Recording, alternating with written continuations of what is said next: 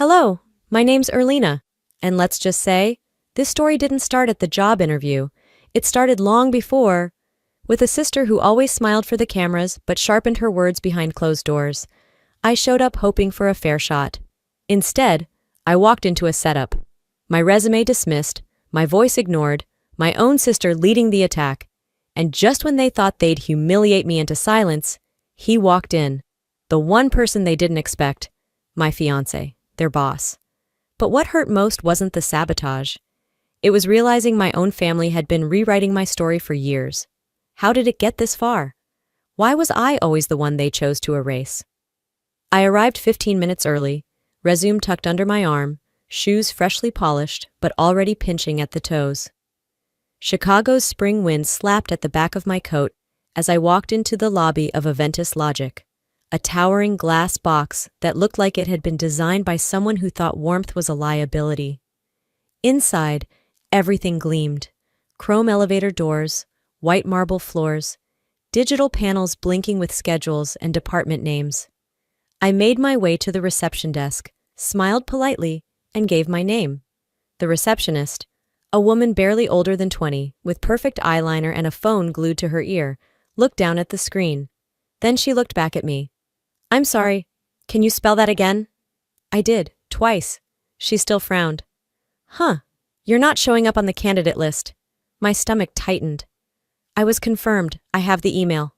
She tilted the monitor so I couldn't see. "Okay, just have a seat for now, we'll figure it out." That seat turned out to be the corner one, the one across from the bathrooms, next to a dusty ficus. As I sat, 3 more candidates walked in, suits sharper than mine, hair better styled, voices full of practiced charm. One of them barely nodded at me before gliding toward the elevators, and then she walked in. Marjorie, my sister, navy heels clicking like gunfire on marble, a navy blouse tailored to perfection, a silver watch I'd seen her wear in family photos with Dad. Her eyes swept across the room and landed on me. No smile, no acknowledgement. She turned away, said something to the receptionist, and disappeared behind the frosted glass of the executive elevators. I sat back and exhaled through my nose. This was no coincidence. She'd known I was applying. Hell, I'd told her over coffee 2 months ago, back when we were pretending to be civil. She hadn't said a word then, just nodded, sipping her triple-shot oat latte and murmured, "Corporate culture can be competitive." 10 minutes passed, then 20. I watched as the other candidates were called upstairs, one by one, welcomed, greeted, escorted. No one came for me. I walked back to the desk. "Excuse me, any update?"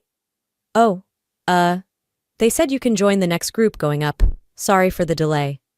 No eye contact, no apology. When I finally entered the interview room, it was like stepping into a glass fishbowl. Everything transparent, everything too clean. Panelists sat in a semicircle. 5 of them, not including Marjorie, who was now sipping from a mate black mug that probably cost more than my entire outfit. The only seat left was off to the side, slightly out of the circle. Like an accident, but not really. I walked to it, paused, and tried to shift it subtly into alignment. The legs screeched across the floor. Every head turned. Marjorie didn't. She sipped, crossed one leg over the other, and whispered something to the woman beside her, who gave a little laugh. My cheeks burned. I sat down. Back straight, eyes forward. The introductions began. One by one, candidates were asked to stand and share their background. Ivy League here, Fortune 500 internship there. Phrases like data-centric innovation and scalable transformation flew like confetti. I watched, listened, waited. Marjorie smiled at all of them, took notes, occasionally leaned forward in interest. My turn came, and no one looked up. I cleared my throat, gave my pitch. A career rebuilt from freelance platforms, late nights, solo wins. No gaps, just grit. No reaction, no questions. Marjorie flipped her pen. I sat back down. Greg, the panelist with slicked back hair and a tie too loud for his age, smirked and said, "Let's move on." I froze. So that was it. This wasn't an interview. It was a performance. And I wasn't part of the script. A paper shuffle, a suppressed laugh. Marjorie leaned back, lips pressed into something that looked too much like victory. I thought of that middle school memory, the day my name was left off the student roll on purpose, and I stood awkwardly in front of 30 classmates while my teacher said, "Are you sure you're in this class?" That same cold knot returned to my stomach, but I stayed silent. I knew what this was. This wasn't about qualifications. This was personal, and she'd made sure I'd feel it before the real show even began. The room hadn't changed. The air was still cool, and the glass walls still gleamed like nothing ugly could ever live inside them. But my hands were damp now, and my spine was buzzing. I kept my breathing slow, steady. The kind of breathing I used to practice before presentations, back when the audience wasn't my sister pretending I didn't exist. A man from HR wrapped up the standard spiel about leadership and adaptability, then turned the floor over to the panel. Marjorie stood without looking at me and clapped her hands once. "Let's get real," she said, flashing her perfect corporate smile. "We've heard enough about leadership from the brochures. Let's see how you all think on your feet." She didn't glance at the others. Her eyes swept the room like she was holding court. Then she stopped on me. "Erlina," she said lightly, as if we'd never shared a room as children, as if she hadn't once told me to my face that I'd never last in this industry. "Why don't you start?" There was no warning, just that name, hers in my mouth, spit back at me. I stood, straightened the folder in my hands, looked to Greg, Camilla, then back to her. "I recently led a re-architecture of a decentralized data platform for—" Marjorie cut me off with a laugh that didn't belong in a room like this. "Led or joined?" she asked sweetly, because the way I heard it, the final implementation didn't quite land. Or am I mixing you up with one of your previous gigs? There were so many. A ripple of chuckles passed through the panel. "I mean," she added, turning to the others, "Erlina's got heart. She's always had heart. Even when she was running from one consulting job to the next, trying to find her footing." I didn't flinch. Not outside. But I felt the heat climb my neck. My nails dug into the edge of my folder, pressing hard to keep my face still. "She's good at starting things," Marjorie continued, like she was reciting a character flaw from a novel. "Not so much finishing them." More polite laughter. Greg smirked. Camilla kept her eyes on her notes, pretending they suddenly mattered. No one stopped her. No one asked if what she was doing was relevant. I said nothing, because anything I said would have made me look defensive, emotional. And that's what she wanted, to make me react, to confirm whatever version of me she'd already painted for them. A low hum filled my ears, not from the room, from inside my own chest, the same sound I'd felt years ago at a holiday dinner when my father raised his glass after Marjorie got her first executive title. "To Marjorie," he'd said proudly, "my legacy, and to Erlina for always being so kind." I had smiled then too, just like now, small, controlled. But I remember how my stomach had curled, how that word, kind, had landed like a backhanded compliment dressed up for church. Back in the glass room, I sat, crossed one leg over the other. My sister had moved on, directing the next question to a polished candidate with a Yale ring, and the self-confidence of someone who'd never been interrupted mid-sentence in front of an entire panel. I didn't listen to his answer. I was watching her now, not the executive, not the senior strategist, but the girl who used to read my poems aloud during slumber parties to get laughs. The girl who told me boys wouldn't like me unless I learned how to shut up and smile. The girl who once told me she protected me from the world, when really she was preparing it to ignore me. I breathed in again, deeper this time. I didn't speak. I didn't run.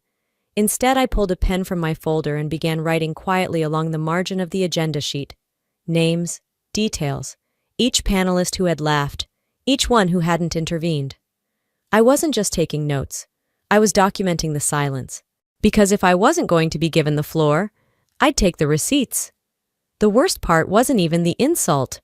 It was the way they let it slide, like it was normal. Expected, like I didn't belong enough to even earn their discomfort. I didn't let it break me, not this time, because they thought I was still playing the role they gave me, but something had shifted, and not in my sister, in me. Greg cleared his throat and leaned back like he was about to announce the weather, not deliver the next round of corporate pageantry. "Let's shift gears," he said, tapping the folder in front of him with the smugness of a man who believed he was both judge and entertainment. "No devices, just your brains. Time for the real fun." A woman to my left adjusted her sleeve, already pulling a pen from her clutch. Another man straightened his spine as if he were prepping for combat. I reached into my bag for my pen, my fingers finding it by feel. A thick paper packet landed in front of each of us with a thud. 15 minutes, Greg announced. Systems logic, problem solving, real-life scenarios. Let's see who sinks or swims. I opened the test. It was brutal, yes, but not beyond me. I'd built frameworks twice as complex on nights when insomnia was my only friend. I tuned everything out, the whispers, the tapping pens, even Marjorie's shoes clicking lightly as she crossed her legs beside Greg. I worked clean. I moved fast but not rushed. I knew this language better than I knew most people. Finished with a minute to spare, I placed my pen down, breathing once, then slid the packet forward with quiet certainty. Greg picked it up like it offended him. He flipped the pages slowly, almost theatrically, didn't read a word. Then he smiled, the kind of grin you reserve for toddlers who think they've done something impressive. "Great handwriting," he said. Then, without breaking eye contact, he tore the entire packet in half, not fast, slow, page by page, crackle by crackle. The room went silent. The kind of silence that doesn't come from respect, but from tension so thick it could drown you. He let the pieces fall into the trash beside him. "This isn't that kind of company," he added, "but best of luck elsewhere." A soft chuckle from someone in the back. I didn't turn to see who. My jaw tightened, but I didn't say a word. Marjorie didn't even blink. She sipped her drink like she was watching a rerun of a show she'd already memorized. And for a second, I almost believed I had failed. Again. But then something inside me shifted. Not the kind of shift people write in poems. No sudden fire, no metaphorical phoenix. Just a sharp clarity. I'd seen this scene before. Not here, but 18 months ago. When a nonprofit reached out, ecstatic about a demo I'd sent them. We talked timelines, budgets. They called my approach elegant. I'd stayed up for nights refining it, believing this deal would change everything. Then the silence came, followed by an official email. "We're moving in a different direction." Weeks later, I found out Marjorie had joined the consulting firm that picked up that same client. They launched their new system with bullet points I'd written, diagrams I'd drawn, but no one asked, no one credited. And I told myself maybe I wasn't ready back then. Maybe I needed to be sharper, better. Now I saw it for what it was. It wasn't failure. It was theft. Today was no different. Only this time, I had witnesses. I looked at the shredded pages in the bin, then down at my folder. I flipped it open, wrote one sentence in my notes. "Don't mistake silence for agreement." I saw everything. I closed the folder again, slowly, deliberately. I didn't look at Greg, didn't look at Marjorie, because this wasn't about them anymore. It was about me, and I wasn't there to please. I was there to remember. I stepped out of the conference room without being told I could. No one stopped me. Maybe they thought I was cracking, walking off to cry in a stairwell. I didn't care. I just needed a moment, not to fall apart, but to keep from burning up in front of them. The hallway was quiet, sterile. My heels echoed as I turned toward the waiting area where a vending machine hummed like it held some deeper truth. I sat on a bench near the elevators, pulled my phone from my bag, and unlocked it with a breath I didn't realize I'd held. 3 new notifications blinked. One was from Brielle, an old vendor contact I'd worked with on a side project last year. Her email was short, just a forwarded message and a line. "Not sure what's going on over there, but you should see this." I opened the thread. There it was. An email that looked like it came from me. Same signature, same layout, same tone, except it wasn't mine. The subject line, "Client liability not worth our time." And in the body, a paragraph dripping in contempt. "She's a walking liability in heels. This entire initiative reeks of desperation." I read it again, then a third time. No part of me had written that, ever. But it had my name, my work signature. The timestamp lined up with the exact window I'd been sitting in this very building, waiting for my turn to speak. I pulled up my sent folder. Nothing, no drafts, no trace. My heart didn't drop. It hardened. This was next-level sabotage. Not just erasing my name from a list or tearing up a test. This was character assassination, dressed up in pixels. I was still staring at the screen when the next notification slid down from the top, a text from my mother. "Don't fight this. Just stay calm. Let Marjorie handle it." That was it. No hello. No how are you holding up. Just a direct plea for obedience disguised as family concern. I blinked, then read it again, then laughed, once quietly, a dry, humorless sound. Let Marjorie handle it. Of course, she always got to handle things. And the rest of us? We were expected to be silent so she could keep looking polished. I remembered a dinner party at our parents' house when I was 29. I'd just finished a grueling contract for a startup in Seattle, and I tried to share the news. Before I could finish a sentence, Dad raised his glass and said, "We're so proud of Marjorie closing that international deal. Truly the future of this family." That night, I'd washed dishes while Marjorie took credit for a campaign I helped brainstorm 2 years earlier. I told myself it was just family dynamics, nothing personal. But this was war. And the worst part wasn't Marjorie, it was Mom, the one who always said, "Don't cause a scene, Erlina." The one who taught me how to disappear with grace. I stood slowly, walked to the women's restroom at the end of the hallway, and locked myself inside the farthest stall. I wasn't hiding. I was insulating. I needed a second before I let this next wave of rage touch anything outside of me. The email replayed in my mind, the text, the smug faces around that table. I could almost hear Greg's laugh again, see Marjorie's eyes daring me to react. I didn't cry, I didn't pace. I pulled out my notepad, flipped to a blank page, wrote, "If they fake my words, I'll show them what truth actually sounds like." Then I tore the page out, folded it, slid it into my jacket pocket like a promise, because they'd pushed me too far. And I wasn't just keeping score anymore. I was preparing to answer. I emerged from the restroom slower than I went in, but not because I was uncertain, because I was steady. My jacket felt heavier now, like the folded note in my pocket had some kind of weight to it, something denser than paper. Maybe it did. Maybe it was finally resolve. By the time I re-entered the main hallway, the panelists were still inside, the glass walls offering me a clear, cruel view of the same table, the same seats, the same power balance. Marjorie's head was tilted back as she laughed at something Greg had said. Whatever it wasn't funny. Not to me. Probably not even to him. Just part of the script. Camilla, the assistant coordinating logistics, stepped into the hallway holding a tablet. She looked startled to see me standing so close. I raised a hand casually. "Do you have 5 minutes?" I asked softly. "Alone." She blinked. "Now?" I nodded. "It's about my application file. There's a document I need to review. One I think was attached to a message you forwarded to me a few months ago." Her fingers tightened slightly on the tablet. "I'm not sure I'm authorized to—" "You forwarded it, Camilla," I interrupted gently. "You were in the CC line. You didn't mean to, I'm sure, but it's in my archive. I just need to see it again. The metadata." A pause. Then, surprisingly, she nodded. "Give me a second."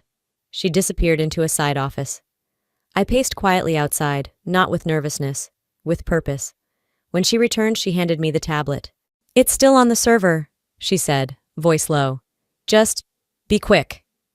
The file was labeled innocuously, Q 3 candidate evil drafts _finalv 3. But as I opened it, something old and raw stirred. I remembered this file. I had glanced at it last fall, during an application cycle. It struck me as odd at the time. My name was mentioned in passing under candidate review notes, even though I hadn't formally applied. But I let it go. I'd been tired, busy. Today, I was neither. My eyes scanned the page until I found it, buried under a bullet point titled, Concerns. EM, History of Inconsistent Collaboration, Not Aligned with Firm Culture. The initials were mine. The note was vague enough to dodge scrutiny, sharp enough to cut through credibility. I clicked View Change History. There it was. Timestamps, edits, revisions. And the editor ID, Marjorie.kl. I exhaled, long and even. She'd prepped this months ago. She hadn't just tried to tank me during the interview. She'd been laying the groundwork long before I walked into the building. I handed the tablet back to Camilla with a single nod. Thank you. Then I turned and walked back into the lion's mouth. The glass door made a soft click as I re-entered the conference room. The panelists barely acknowledged me. Greg gave me a glance. Marjorie barely flicked her eyes upward. But I didn't head straight to my seat this time. I stood. Excuse me, I said, loud enough to shift every spine in the room. Before we continue, I'd like to clarify something regarding my candidacy. Greg cocked his head. Now? Yes, I replied. No one told me to sit down. I stepped forward, placing a slim printout from my folder directly in front of them. This file contains internal edits made to candidate evaluations, specifically mine. It was accessed prior to the opening of this interview cycle, and the edits included language that could have influenced today's process. I didn't name her. I didn't need to. The temperature in the room dropped. Greg straightened slightly. Camilla stayed near the doorway, not quite inside, not quite out. Marjorie blinked once, but she didn't speak. The person who edited the file, I continued, voice even, is a current panelist. Silence spread like spilled ink. I folded my hands in front of me. I'm not here to accuse. I'm here to ensure the process is as fair as it claims to be. If there's been a misunderstanding, I welcome clarification. If not, I'm prepared to escalate through the appropriate channels. Greg looked down, not out of shame, calculation. Marjorie's jaw tensed. Erlina, she began, but I raised a hand. Don't. I could still hear her voice from that winter day in our parents' kitchen. Glass of wine in her hand, that fake sisterly smile. People like you don't lead, Elle. You absorb, you orbit, I shine. Back then, I swallowed it, believed it, maybe even internalized it. But now I saw it for what it was. An older sister's fear of being followed too closely. I looked around the room, not with pleading, but with memory. I had studied every angle, every silence, every smile too wide. And now I was speaking. The tension didn't break. It didn't snap or shatter or dissolve into some tidy emotional resolution. It stretched, tight, thin, like a wire drawn between two immovable points, humming just below the frequency of disaster. After I finished speaking, a short, pointed statement I'd rehearsed only in instinct, the room filled with a thick, ambient silence, not the kind that waits for someone to fill it, but the kind that chooses not to be interrupted. It hung there, heavy and deliberate. You could feel it brushing against your skin. Greg cleared his throat. A polite, empty sound. He clicked his pen once, then again, like a tic he didn't know he had. Marjorie shifted in her seat. She leaned back, folded her arms with a subtle raise of her brows, like I'd just said something quaint or mildly irritating. She gave the impression of someone who'd survived worse, or at least wanted us to think so.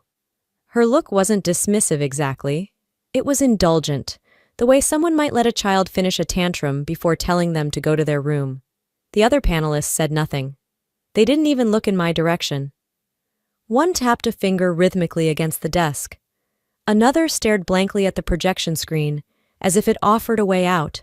Camilla, the intern or assistant or whatever title they'd given her to justify how often they ignored her, stood near the door.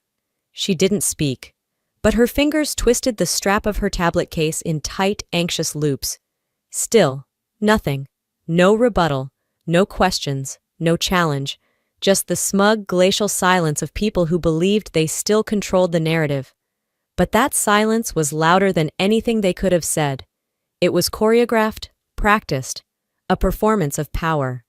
And underneath it, I could feel something start to tilt, not in their favor. Greg exhaled and adjusted his jacket. Let's bring in the next candidate, he said lightly, as if none of what just happened mattered, as if it hadn't landed like a dropped match in a dry field. My hands remained on the table, palms flat, fingers relaxed, outwardly calm. But under the surface my pulse thudded, strong and fast. I didn't reply. There was nothing else I needed to say. Not yet. I'd already dropped the weight I came here to drop, and I was done asking for permission to exist. Marjorie offered a smile then, thin, polished, the kind you reserve for a problem you think has passed. She had no idea the trigger had been reset. The gun wasn't empty, it had reloaded. They moved on, as if nothing happened. Daniel, the next candidate, walked in with the earnest bounce of someone who hadn't read the room yet. His shirt collar was too stiff, his voice too eager. He launched into a pitch before the door had fully closed, rattling off metrics and mission values like he believed enthusiasm alone could carry him. And then the door opened again. Not with a bang, not dramatically. Just a simple click and a shift of air. Every head turned. Keen Bauer stepped inside. He didn't speak right away. He didn't have to. Keen was the kind of man whose presence arrived before he did. People straightened their backs around him. They checked their notes, rechecked their posture, adjusted their tone. He wasn't loud. He didn't need to be. Power doesn't yell. It waits. Greg nearly knocked over his coffee trying to sit straighter. Marjorie went still. Her hand, resting on the table, tensed slightly. Keen didn't look at them. He looked at me. "Erlina," he said, voice low but unmistakably clear, as he crossed the room and walked behind my chair. "You good?" I met his eyes. Steady. "I'm solid," I said. He gave a small nod, then turned and placed a folder on the center of the table. Neat, deliberate, like the drop of a chess piece mid-match. "I'll be joining this review," he said. His tone was calm, controlled, but the words carried weight. As of this morning, anomalies in the HR database were escalated to my office. Silence returned.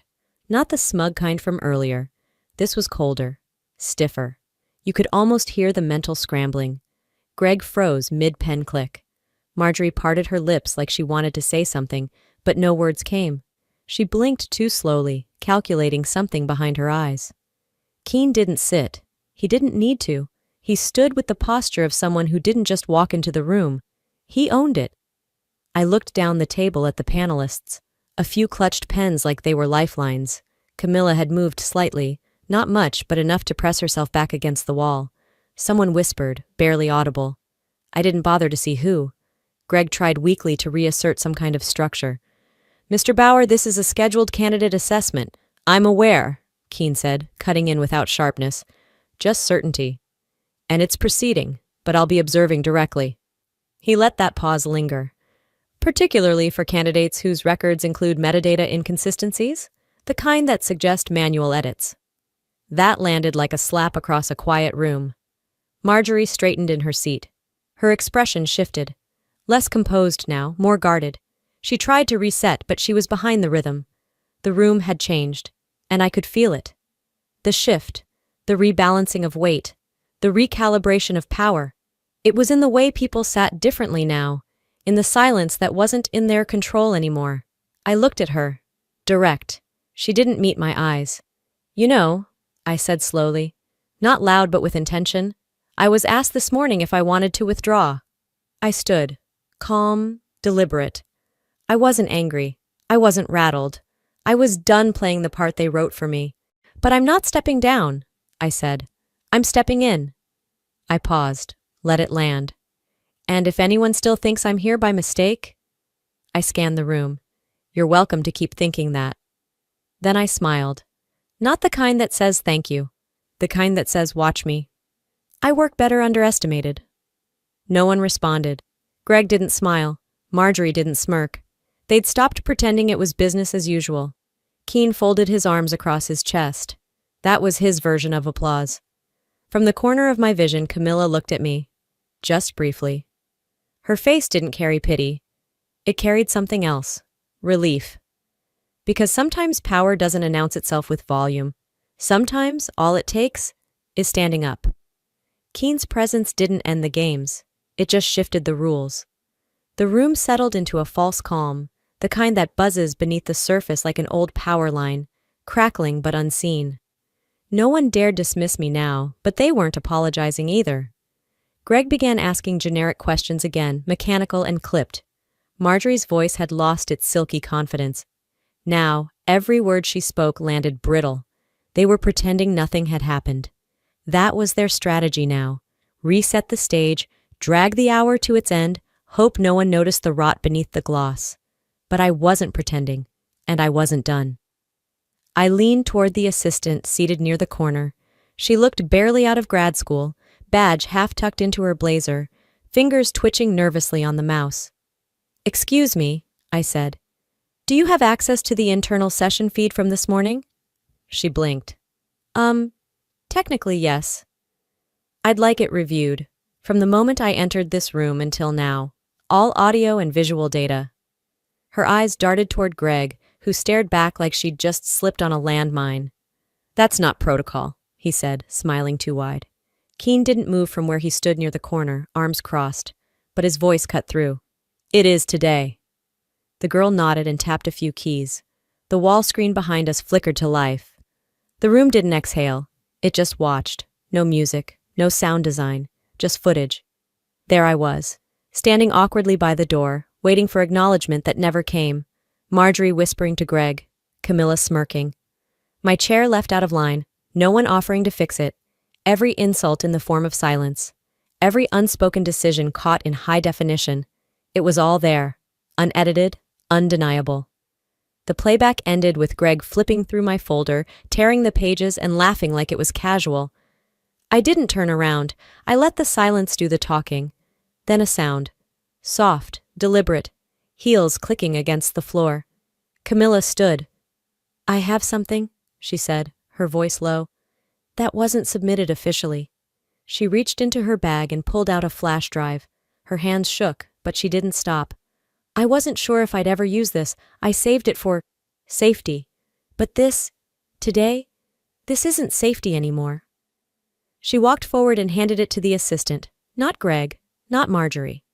The screen refreshed. A new file loaded. It was a chat log. Between Greg and Marjorie. Time-stamped. From the morning of the interview. Marjorie. Derail her early. Hint at resume gaps. Get panel laughing. Makes her defensive. Greg. Copy that. Want me to throw in something about energy too? LOL Marjorie. Perfect. She shuts down fast. Easy win. I didn't smile. I didn't gloat. I just looked at Marjorie. For the first time since I walked into this building, she didn't have a comeback. Her mouth opened, then closed. Her gaze went to Keen, but he wasn't offering rescue. Not anymore. "Explain that," one of the board members said. He was older, seated quietly most of the time. A man who hadn't taken sides. Until now. Greg tried. "It was banter, just shorthand, internal venting." The board member narrowed his eyes. "So this wasn't objectivity, it was repayment." Greg blinked. You owed her," the board member said flatly. "She covered something for you. That's why you backed her." Greg went quiet. No one stood up for him. No one stood up for Marjorie. The panel's collective posture sagged like air leaking from a balloon. Whatever script they were following had ended. They weren't in control anymore. I didn't need to yell. I didn't throw anything. I just stood up, again, and said, "I believe we all know where this leaves us." And for once, no one interrupted. I stayed standing, though no one asked me to. Something in me refused to sit for the verdict this time. Not when the truth hadn't finished speaking. The light from the windows stretched longer now, casting golden lines across the table like a courtroom verdict in slow motion. Outside, the city kept moving, cars, pedestrians, people living their lives, oblivious to the quiet storm unfolding in this room. I placed a single folder on the polished table. No words, just motion. Keen stepped forward and nodded toward the board. "This document has been reviewed by IT security and verified internally." Greg shifted in his seat. Marjorie didn't.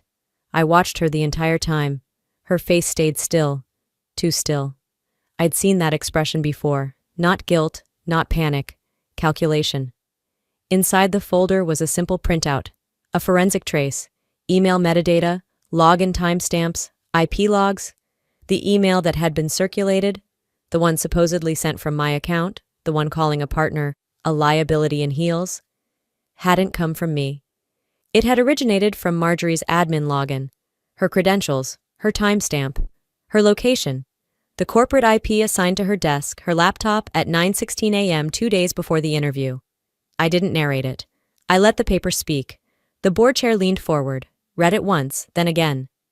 He looked at Keen, then back at Marjorie. She finally broke the silence. "This is being taken out of context," she said.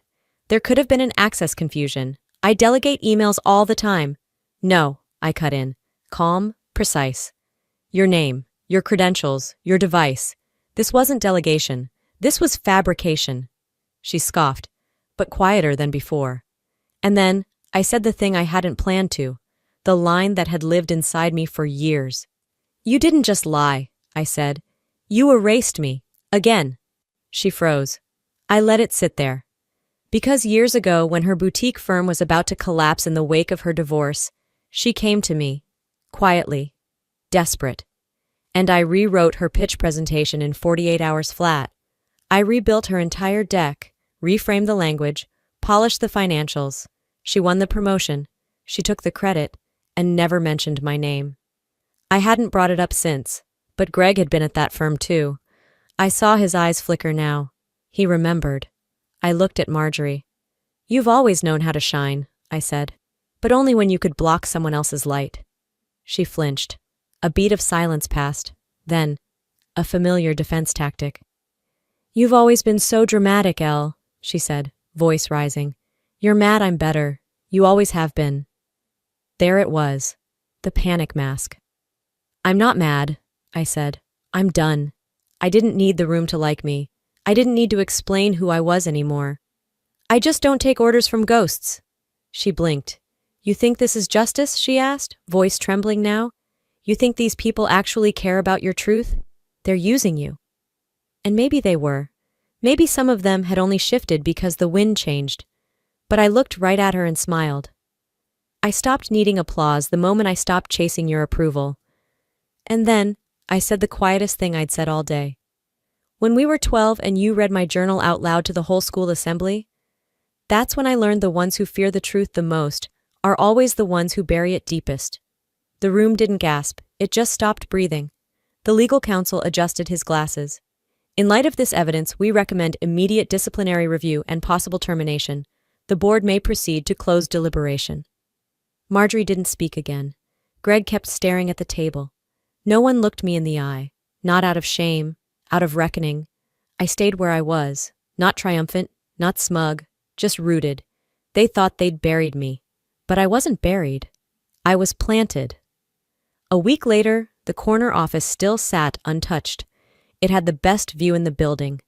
Glass walls on two sides, mahogany desk centered like a command post, sunlight pouring in during the late mornings and stretching across the hardwood in warm, uninterrupted lines. But it was empty. No nameplate on the door. No chair pulled up to the desk. No framed photos. No personal items. Just stillness. Like the room had finally let out a long breath it had been holding for years. They offered it to me. Keene did. HR followed. Even the board chair sent me a formal note. Erlina, the space is yours if you want it. I didn't think twice. Thanks, I said, but I'd rather be where the actual work happens. So instead of a panoramic skyline and glass doors that sealed you off from everyone else, I took a desk on the 7th floor. Open plan, low ceilings, constant motion. I picked a spot wedged between the development team's row and a humming vending machine that ate dollars more often than it dispensed snacks. The air always smelled faintly like cold brew and dry erase markers. Conversations overlapped. Deadlines buzzed in the background. I loved it. There, among half-drawn whiteboard diagrams and weeks-old sticky notes curling at the edges, I felt more grounded than any title ever could have made me. I wasn't managing perception anymore. I was building, contributing, being. When I finally pinned something to the corkboard above my monitor, it wasn't a certificate or a fancy plaque. It was a torn piece of paper, all that was left of the technical skills assessment Greg had shredded in front of the review panel. I'd pulled it from the trash that day, smoothed out the wrinkles. The ink was faded now, the edges worn, but I framed it anyway, not as a souvenir of pain, as a receipt. Beside it, I stuck a yellow post-it. In thick black ink, I'd written, "This is what reclaiming space looks like."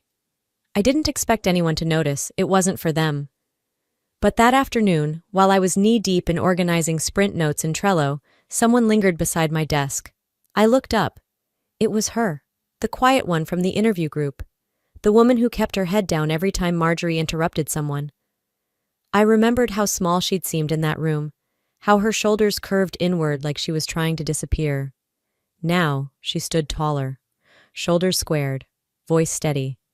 "I didn't get the job," she said, "but I wanted to thank you." I raised an eyebrow. "For what?" "For not letting them silence you," she said. "I didn't speak up that day. I wanted to, but I froze. Watching you made me realize I don't have to keep shrinking just to be safe." She gave a small nod, no dramatics, no lingering, and walked off. I didn't move right away, just sat there, staring at the space she'd occupied, a lump quietly rising in my throat. Not from guilt, not from regret, just the weight of knowing something real had shifted, not just in me, but in someone else.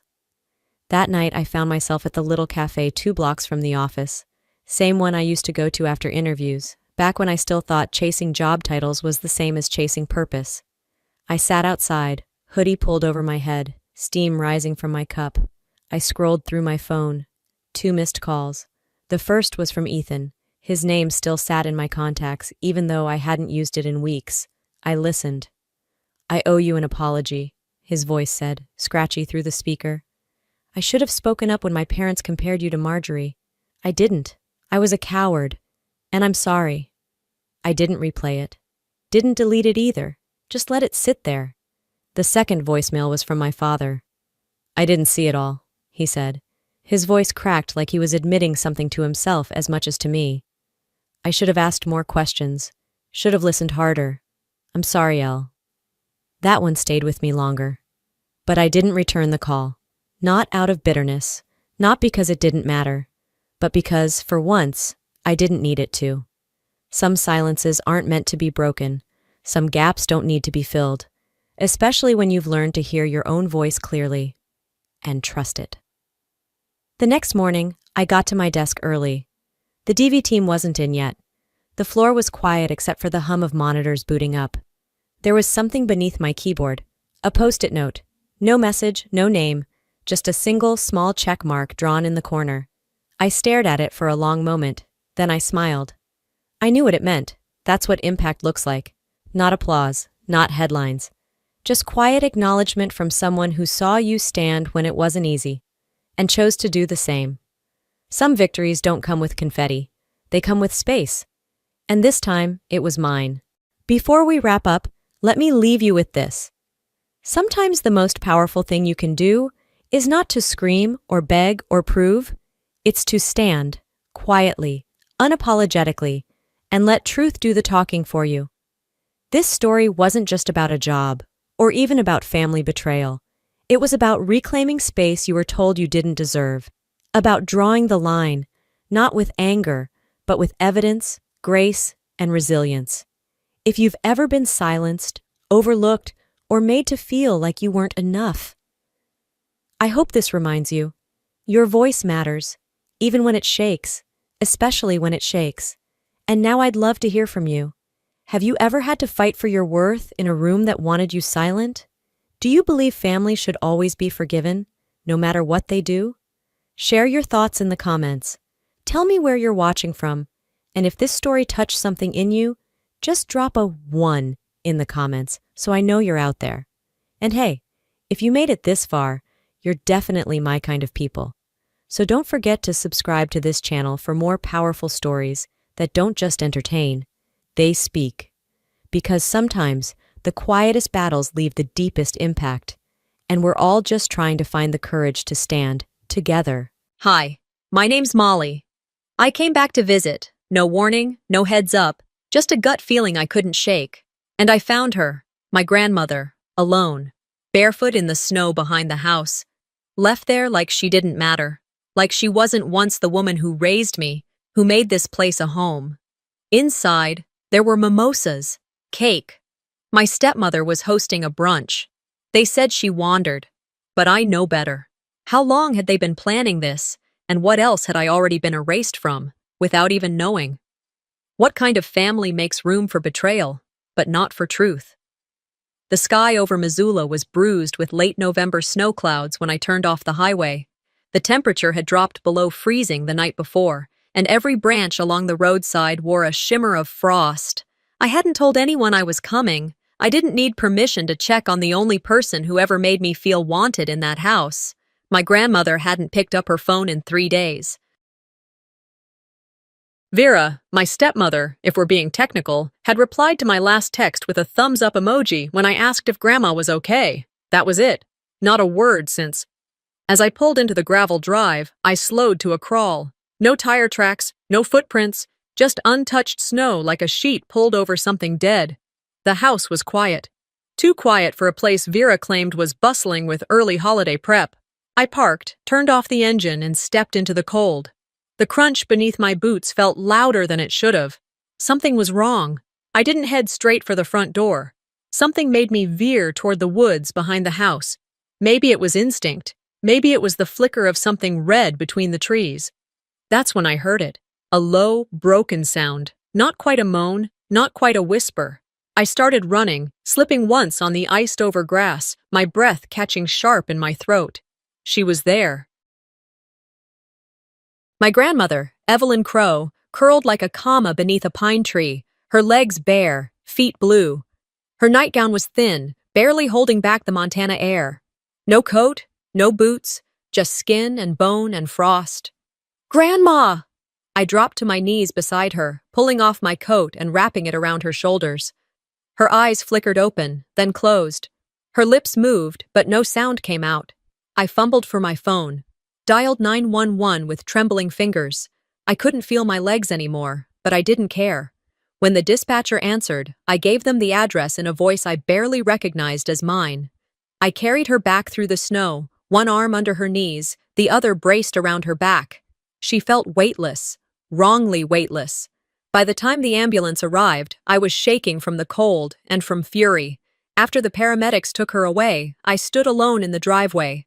The house, my childhood home, though it never felt like it, looked warm from the outside. Lights on. Curtains drawn, like a postcard. I opened the front door and stepped into music and laughter. Vera was in the dining room, holding a glass of champagne, laughing with a group of well-dressed neighbors. There were tiny sandwiches on a tray and a half-eaten cake with her name on it. Someone had tied gold balloons to the back of her chair. "Happy birthday, Vera," they read in cursive. She saw me and blinked, once, slowly, then smiled like nothing was out of place. "Molly," she said, casually wiping her mouth with a napkin, "didn't know you were coming." I didn't answer. "I just sent the home nurse out to run errands. Evelyn must have wandered off again. You know how she gets." I felt my fists clench. "She didn't wander," I said. Vera tilted her head like she was scolding a child. "Now's really not the time, dear. I've got guests." "She was barefoot in the forest," I said louder, stepping into the room. "In freezing weather, no coat, no shoes. No one looking for her." Vera's friends shifted awkwardly. One man cleared his throat and stepped back from the buffet table. "Let's all stay calm," Vera said, her voice syrupy but sharp underneath. "This isn't a scene." I walked past her, into the laundry room. Her friends murmured behind me. There, on the floor next to the dryer, were Grandma's slippers, clean, lined up perfectly. Her socks were on top, damp, as if they'd just been washed, as if someone had taken them off her and put them through the spin cycle. I held them in my hands, staring at the damp cloth. Behind me, Vera's voice called out lightly, "Why the drama, Molly? You act like I left her in the middle of a blizzard." I turned slowly and looked her straight in the eyes. "You did." The guests went quiet. I walked back through the kitchen. On the island, a tray of sliced birthday cake sat untouched. A woman in a velvet scarf handed Vera a manila envelope and whispered something into her ear. I saw the label, "Power of Attorney Forms." And in that moment, I realized this wasn't just neglect, it was an operation. I stared at that photo frame a second longer, letting the truth settle where denial used to live. My face had been there once. I remembered the original version, tucked away in a photo album my grandmother kept hidden in her closet. Now it was gone, cropped out with surgical precision, like I never existed. That image on the wall wasn't a mistake. It was a statement. The hallway had emptied. Vera's guests were leaving, their voices hushed and their eyes avoiding mine. I waited until the last one slipped out the front door before turning back into the kitchen. Vera was alone now, sipping her lukewarm coffee like it was any other afternoon. I picked up the envelope the woman in the velvet scarf had handed her earlier. Power of attorney, the label read, neatly typed, but crookedly affixed like someone had rushed it. I slipped it into my coat pocket without saying a word. She saw me do it, said nothing. Her silence wasn't ignorance, it was permission. I left the house briefly to check in with the hospital. The sky was fading to that flat winter gray, and the cold had deepened. The nurse who answered my call was polite but tired. "She's stable," she said, but there were signs of early hypothermia and mild dehydration. Her blood sugar was low, and she hadn't taken her heart medication in what looks like at least 3 days. I gripped the steering wheel harder. Is that normal for someone her age? Not if someone's watching her carefully. I thanked her, hung up, and sat in the car for a while. I could hear Vera's voice in my head, echoing smugly. She's old, they wander. But this wasn't wandering. It was neglect. Or worse, it was engineered decline. You don't forget medication for 3 days when you're the one in charge. When I walked back inside, Vera was gone. I guessed she'd retreated upstairs, or was hiding in her sunroom with a glass of wine and a curated sob story waiting for Silas. The cake remained on the table, untouched now. Maybe the guilt finally spoiled the appetite. As I moved toward the foyer, a woman with a floral scarf lingered at the door. She looked familiar, one of those neighbors who always gave me the bless your heart smile growing up. She turned slightly, glanced around, and whispered, "This isn't the first time." "What?" "Your grandma wandering," she said softly. "It's been happening for months. Vera said it was her memory, said Evelyn was getting confused, didn't want to go to the doctor." I narrowed my eyes. "And no one said anything?" Her lips tightened. "It's not easy, you know, getting involved in family matters. Vera said you weren't around anymore, that she was handling things." I thanked her, but the words sat sour on my tongue. Handling things now meant leaving an 82-year-old woman barefoot in the forest like yesterday's trash. The door shut behind her. I walked slowly back through the hallway. It wasn't the house I remembered. It smelled too clean, like antiseptic and citrus wipes, as if someone had wiped down the walls of any memory that didn't serve them. I paused at the photo again. The missing edge where my face should have been stared back like a wound. Upstairs, I heard movement. Vera's footsteps, measured, delicate, like someone who had practiced making an entrance. She came halfway down, still holding her wine glass. "I can explain," she started. "No," I interrupted. "You're going to listen." She leaned against the banister like she was bored. "Molly, you're blowing this out of proportion. Your grandmother is old. She gets confused." "She didn't get confused, Vera. You left her," she scoffed. "That's a dangerous accusation." "Then sue me." Her jaw tensed, just a flicker. "I knew you'd come back with drama. You always had that flair for victimhood." I stepped closer. "You doctored her medications. You isolated her. You stood in that brunch while she was freezing outside and never said a word. That's not victimhood. That's a felony waiting to happen." She held up a hand, cool and slow. "Let's not make this into a witch hunt." The phrase made my blood boil. "You've been preparing for this," I said. "The power of attorney, the new photos, the little slips to the neighbors about her memory fading. You're building a case, not for her safety, for your control." She didn't deny it, just sipped her wine and looked out the window like I bored her. I turned away before I said something I couldn't take back. My phone buzzed in my pocket. Unknown number. I answered, already on edge. "Molly Crow?" a voice asked. "Yes. This is Nurse Reynolds from St. Mary's. Your grandmother asked if you were still here." I felt my breath catch. "Yes. I'm still in town.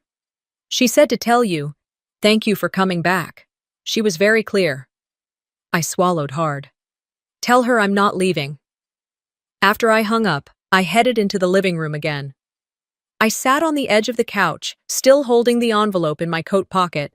I knew I needed to open it, but something inside me wanted to wait, to do it when I had the strength to see just how deep this betrayal really went. The light through the blinds had dimmed. Dusk crept into the corners of the room, but I didn't turn on a lamp. I sat there, quiet, thinking about the way Vera had erased me from the photo and tried to do the same to my grandmother's life. When I finally stood, I walked back to the hallway and stared at that frame one more time. It hung straight, unshaken, a perfect lie, preserved in polished oak. That's when I knew this family portrait had been edited long before the frame was hung, but I'd already decided I wasn't leaving until someone else did first.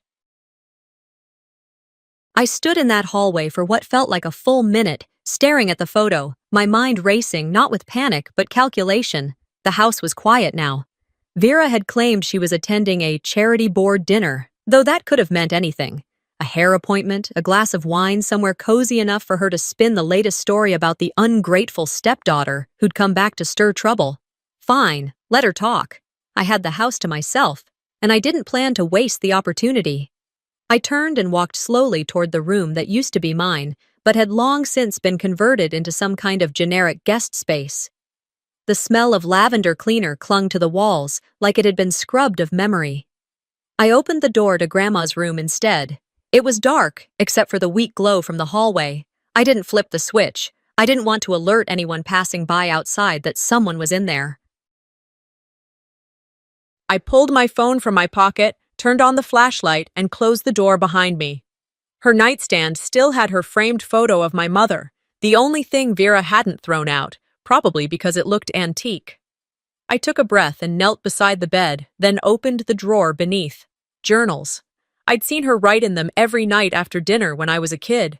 Neat cursive, long-winded thoughts, and grocery lists sprinkled between observations about birds and neighbors. She used to let me read the old ones from before I was born, full of love notes from Grandpa and notes about church bake sales. I opened the first one. It started like always. Tuesday, made stew. Cold wind today. Then, nothing. 2 pages in, the paper had been torn out, not ripped in haste, but removed carefully, deliberately. I flipped further, another missing section, and then, finally, something. They said I'd be safer if I signed. But I remember what safety really feels like, and it's not this. My stomach clenched. I kept reading. Most of the entries had been erased, replaced with blank pages or clean tears.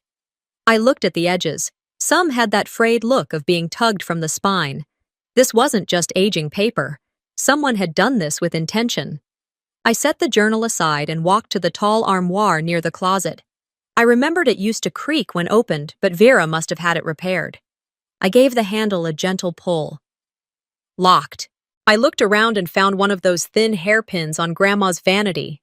I hadn't picked a lock since college, when I got locked out of my dorm. But this wasn't Fort Knox.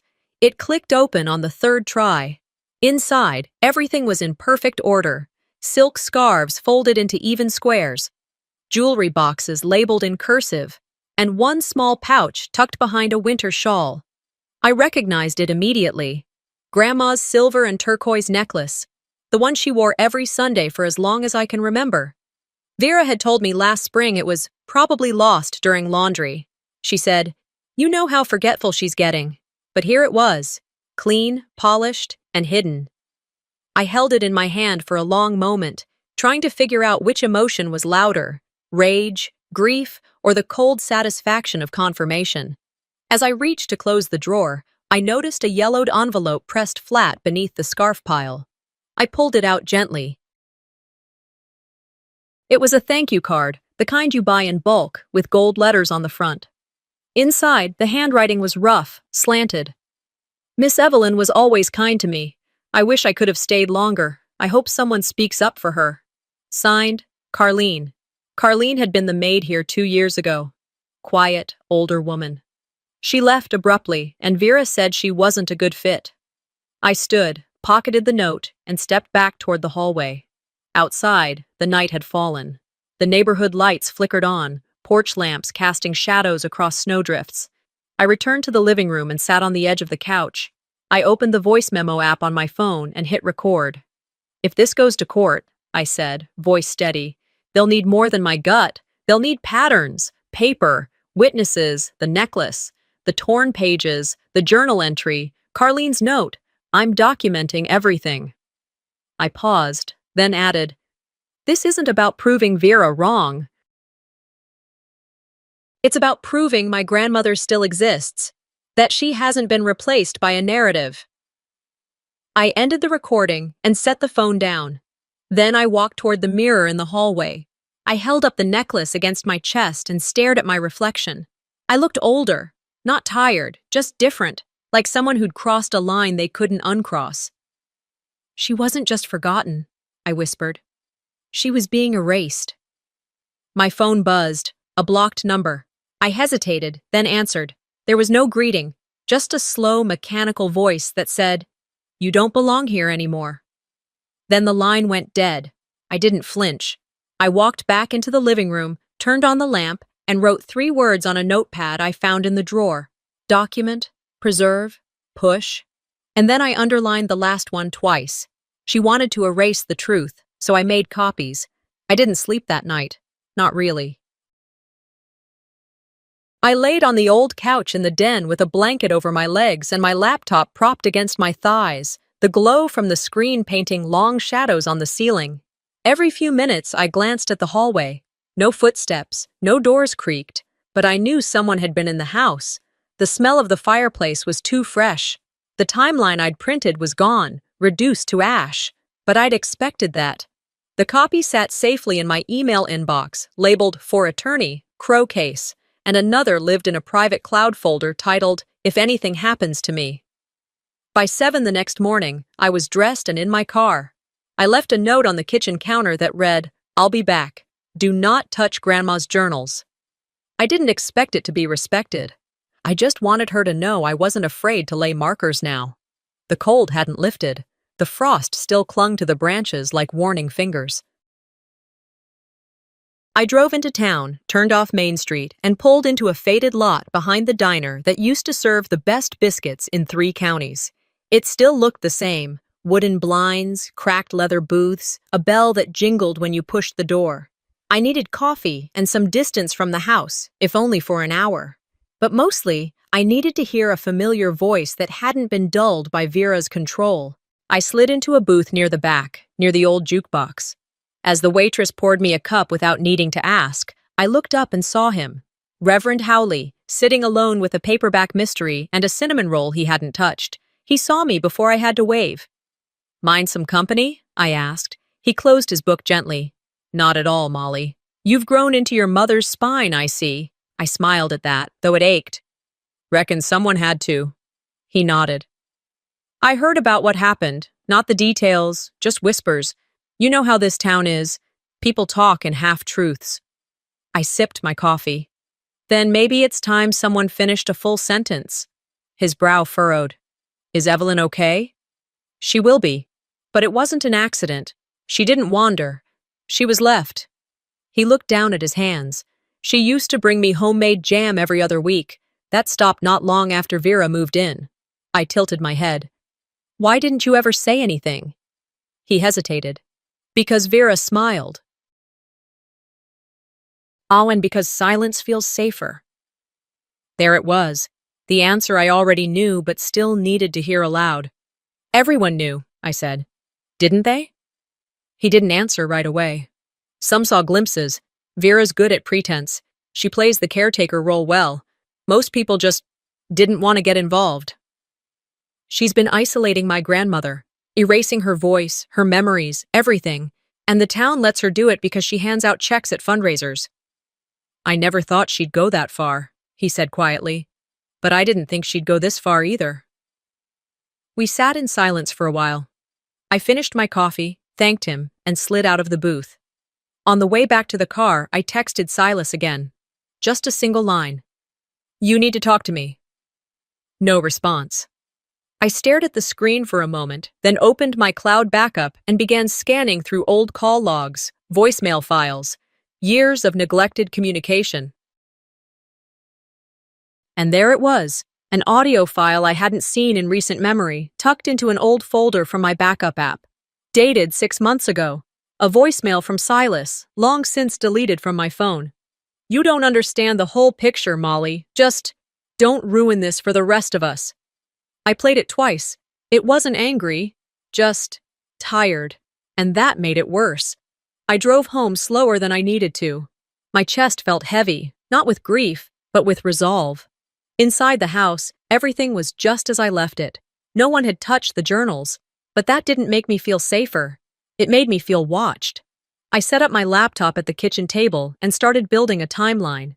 I cross-checked dates of medical appointments with Grandma's missed pills. I added the afternoon she was left in the snow. I pulled statements from the nurse, notes from Carlene's card. I labeled every section and printed it out. When it was done, I placed the pages in the center of the dining table and added a note, in case anyone still thinks this is about drama, and I meant it. I stood back and looked at the room, the same place Vera had laughed with her brunch guests less than 48 hours ago. It felt haunted now. I didn't hear Vera come home that evening, but at some point after midnight, I stirred from the couch and smelled smoke, sharp, recent, distinct. I walked to the fireplace. The timeline I'd printed lay in the hearth, reduced to glowing black curls. The ash was still warm, but home isn't where I sleep, it's who I defend. The next morning, I stood in the kitchen as the coffee pot hissed behind me. The smell of burnt paper still lingered faintly in the fireplace, mixed with the scent of whatever citrus cleaner Vera insisted the maid use on everything. The memory of that timeline curling into ash wasn't going anywhere. I wasn't surprised.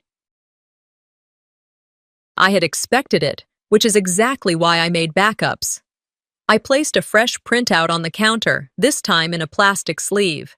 Underneath, I slipped a sticky note with 3 words. This is evidence. I didn't hear Vera come in, but I felt it. An atmospheric change in the room, like a shift in barometric pressure before a storm. She walked in from the back porch, sunglasses still perched on her head, phone in hand, lips pursed in pretend confusion. "Oh," she said, eyeing the folder. "Still at it?" I turned slowly. "You burned the first one." She tilted her head. "I thought it was junk mail." "It was dated. It had printed photos, Vera." Her smile barely moved. "Molly, we're both tired. You're making a mess where there isn't one." I stepped forward, laying down the new copy with deliberate care. "These are being sent to the charity board. And to a lawyer." The smile vanished. "You need to be careful," she said. Her voice wasn't raised, but something cold had crept in. "You're not as protected as you think." That made me pause. I knew that tone. That wasn't a warning. It was a threat wrapped in passive aggression. "Is that so?" I asked calmly. Because I thought the person who left an elderly woman barefoot in the snow might be the one on thin ice. "You always were dramatic. Maybe that's why you never quite fit in. Your mother had it too." That hit harder than I expected. "You don't get to talk about her," I said, low and steady. "I was here when she passed," Vera replied, adjusting her scarf. "You weren't." I didn't answer. I didn't need to. She wanted to cut deep, and I wouldn't bleed for her. After she left the room, I grabbed my coat and keys. I needed air and answers. I drove straight to the small chapel just outside town, Grandma's old church. It hadn't changed much. Same crooked bell tower, same dusty parking lot, same scent of aged wood and wax when you walked in. The secretary behind the desk was young, maybe late 20s, but kind. I introduced myself and explained who my grandmother was. "She used to volunteer here," I said. "Used to write letters."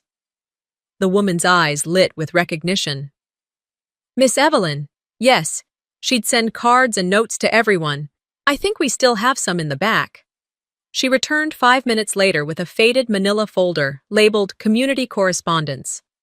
I sifted through the pages carefully. Most were recipes or thank you notes. Then I found one written in a familiar, careful cursive. "I am writing because I feel myself disappearing. The house is louder, but my voice feels smaller. They say I need rest." But rest is not the same as silence. It was dated the day before Vera changed her medication dosage. I took a photo of it and slipped the letter back in. Back at the house, I headed straight for the home office. Vera rarely used it. She had an assistant handle most of her emails, but the desk drawer wasn't locked. I found it underneath a stack of promotional folders, a draft durable power of attorney with Grandma's name typed across the top. The signature at the bottom was shaky, hesitant, and dated 2 days after she'd fallen down the back stairs last spring. The fall that Vera insisted was just age catching up. I took a deep breath. Then I took pictures, front, back, close up. I uploaded everything to my secured drive, along with the letter from the church. It felt good to move methodically, to do something with the mounting fire inside me. Then I sat down and wrote one final message. To Silas, if you don't say something, your silence is part of this. One day, people will ask what you knew. I'm asking now. I BCC'd it to myself, saved a PDF copy to the cloud. I labeled the folder in case they come after me and sent a copy to my attorney in Seattle with the subject line, "Do not open unless I disappear or get arrested." It wasn't paranoia. It was protection. By the time I finished, the sun had dipped low behind the ridge. I locked the front door and walked through the house, checking windows. Everything looked undisturbed. Until I reached the mudroom, the back door was ajar, not open wide, but enough to let in the kind of draft you'd only notice if you were looking for it. Taped to the inside of the doorframe was a note, handwritten in Sharpie. "You think this is your home now?" I peeled it down slowly. Read it twice. I didn't need to guess who wrote it. I folded it once, slipped it into an envelope, and added it to the file with the others. She could rewrite the narrative, but I had the truth, and this time, I had backup. I woke early the next morning to a heavy silence. There was no smell of breakfast, no clinking of dishes in the kitchen, no hushed phone calls from the hallway. Vera hadn't come downstairs. Either she was playing the long game or she knew the next move was mine. And it was. I dressed quietly, packed a small overnight bag, and drove to the hospital. I'd spoken to a lawyer the day before, someone I'd found through a friend back in Seattle. I had in my possession a medical proxy form from before Vera married into the family. It was still valid. Vera hadn't known it existed. Grandma had kept it tucked in her Bible, where I found it 2 nights earlier while going through her things. I walked through the hospital lobby like I belonged there. I gave the nurse my name, presented the proxy, and requested Evelyn's discharge. "Are you sure she's ready to leave?" the nurse asked. She was older, kind-eyed, but cautious. "She'll recover better at home. I've arranged for a private nurse and in-home support," I said, keeping my tone level. That part wasn't a lie. I had lined up help, 2 calls last night to a mobile care service that specialized in seniors discharged early. After a few more forms and another temperature check, they wheeled Grandma out to meet me. She looked small under the hospital blanket. Her eyes searched mine. "I knew you'd come," she whispered. I touched her hand.